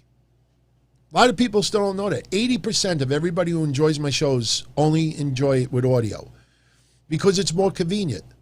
They drive to work. They work in their office. They're on the train. They're on the bus. They're doing this. They're walking. They're doing work. You know, and it's easier to just listen to it with headphones. Oh, Karen, what channel ID do you have? What is it? What school do you go to? What channel ID? What's your channel ID? Yeah, Velveteen Dream. What's your channel ID? Yeah, we were talking about it earlier. I don't know if you heard what I said earlier, but I'm going to repeat it and then I'm going to jet out of here because we're almost at 3 hours. But Velveteen Dream. You know, a lot of people believe him. A lot of people believe him. I believe him also. Because that night when everything went down, things didn't add up. And especially what happened after the reaction, like people refused to accept the truth. But I think the only way Velveteen Dream repairs his image enough, no matter what he does, it's never going to convince everybody. Look at Rob Feinstein. Rob Feinstein, 15 plus years ago, you know, I'm photoshopping him on a Home Alone poster. You know, when the kid's like, and you got Feinstein in the background. Go to Wayback Machine and type in my website. You'll see the picture. Because at the time, that's what we thought. Over the years, I realized not the case. And for the most part now, pretty much everybody out there knows Feinstein wasn't what he was accused of being at the time. And only time would prove that. But the thing with Velveteen Dream, and this is the one part of what happened that I think he needs to focus on. And if this happens to get to him, because, you know, I don't want to really talk about it, but let's just say, you know, I got an acknowledgement a while back, you know, of looking out for the guy, you know, and somebody appreciated it. We won't say who he is. But if this ever gets back to Velveteen Dream, I say this. You got to do an interview with somebody. I'll do it. I don't care. You know me. I don't do interviews, everybody. So this is not a tease or a job. You know, if somebody reaches out to me and needs me like that, I would do it. What he needs to do is he needs to get into the forensics of what happened. He's got to get into the forensic side because that's what I looked into more than anything else. When WWE, and, you know, you see it over the years, none of these news sites or websites ever acknowledge yours truly or any of you out there. You know, I mean, we've broken 1,000 things over the years and they will never acknowledge it because they know we call them out on all this shit. So we're not liked. But I know for a fact that when this went down, and Velveteen Dream offered his phone to WWE, WWE did an investigation. They paid money and sent it out to an investigator. And the investigator ran forensics on the phone. They didn't pay off a guy to write a false report or anything like that. They gave it to an outside investigator, and they ran forensics. They contacted the cell phone company and got the transcripts of his text messages. Again, if you text someone, hey, LOL, I pretended you were 18. Show me what you got. And here, I'll show you what I got. Pfft. If I do that, and then I delete it all, because the person on the other side of the phone was 15 and I deleted it all? No, I don't go to sleep like, whew, that was a close one. You delete it, it doesn't go away. If I send a text message to some hater out there, you stab me in the back, you motherfucker, I'm going to break your legs. I'm going to get a baseball bat and show up at your house one day. And then I delete it. Oh, that was just emotion talking. Guess what? The cell phone company still has it in their system. You text and delete? No. It still is there. That's why if you ever pay attention to news, you see like terrorists and you see this and they want to, they get into the phone and then they contact the cell company and they try to get an affidavit or they get a warrant or they get a subpoena. It doesn't get that deep, but an investigator, and obviously, Velveteen Dream had to agree with this. They get the report from the cell phone company, and guess what? Nothing showed up. Nothing showed up. As much as people refuse to believe it, WWE is not going to risk criminal, fraudulent cover-up for, but he's a great fucking wrestler. It's stupid. That's stupid. So Velveteen Dream needs to do an interview and needs to talk about the forensics and needs to let people know, because Don Tony, the podcaster, is not going to convince many people out there, well, that explains it. Now he is innocent. That's not enough. They see it with his eyes coming from his mouth. Look, WWE sent it out to an investigator. They subpoenaed my text messages from the cell phone company. Nothing was there. Didn't happen. They hear that coming from his lips. Some people will still not believe it, or they refuse to believe it, or don't want to believe it. But coming from the source, that would change a lot of people's view. I know the Jimmy Snuka thing is different. You're talking WWF in 1982. A lot of controversy there.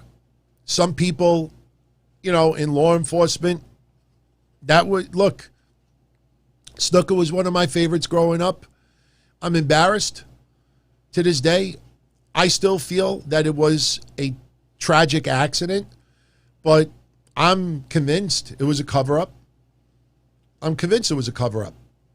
And, what people need to realize is that in 1982, when WWF is this big and, an accident happens, there's no witnesses, and Snuka, kind of gives his explanation to Vince, and, whatever happened, happened. I'm not there, so I can't say what happened. But it sure smelled like, wow, tragic accident, but you know what? Man, we can't, let this, we can't have this, and maybe it was a cover-up. Don't know. It's kind of like, look, if I got a business and I got somebody very important in my business and he picks up a chick that is known to be a huge drug addict, and then guy calls me up, she's dead in my house, she OD'd, and you know what I mean? Like, and he's doing drugs also. What do you do? What do you do? You try to cover it up? I don't know. I don't ever want to be in that situation. It's terrible because that woman didn't need to die. But, it feels like it was a cover-up.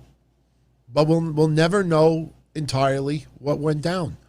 But like I said, forensics in 82 is not forensics in 2021. Like I said, and you can't compare Velveteen Dream to Snuka because Velveteen Dream, like I said, they know the number it came from. They know the IP or whatever the address is that it came from. There's fireworks going off right now. I don't know if you can hear. I probably can't. If you can't hear the air conditioning, you're not going to be able to hear fireworks. And thanks to the plugins. But forensics in 2021, it's a lot different than 1982. So anyway, I'm going to jet out of here. Everyone have a great night. Much love as always. I want to disconnect right at the 3-hour mark. So everyone, join me Monday night, right after Roll with Mish, and we'll have some great combo. So everyone, before you leave, I'd appreciate if you smash that like button. And like I always do, I leave you with this. Good night, everybody. As far back as I can remember, I always wanted to be a podcaster. For me to live any other way was nuts. To me, those goody-good people who worked shitty jobs for bum paychecks and took the subway to work every day and worried about their bills were dead. I mean, they were suckers. They had no balls. If I wanted something, I just took it. I ran everything. I paid the bills. I paid the host. I even paid the masked maniac. Everybody had their hands out. Everything was for the taking. We always called each other good fellas. You would always hear from somebody. You're gonna like Don Tony. He's alright. He's a good fella. He's one of us. But if you're part of my crew, nobody ever tells you they're gonna get rid of you. It doesn't happen that way. There weren't any arguments or curses like in the movies. See, your haters come with smiles. They come as your friends, the people who've claimed they care the most for your life. And now that's all over. And that's the best part. Today everything is different. There's lots of action. I don't have to wait around for everything like everyone else. Oh, I didn't get the vaccine? Fuck you, vaccine me. Oh, your delivery guy has COVID? Fuck you, feed me. Right after I moved here, I ordered egg noodles and ketchup, and I got spaghetti with meat sauce. I'm no longer an average nobody, while they get to live the rest of their lives like a bunch of schnooks.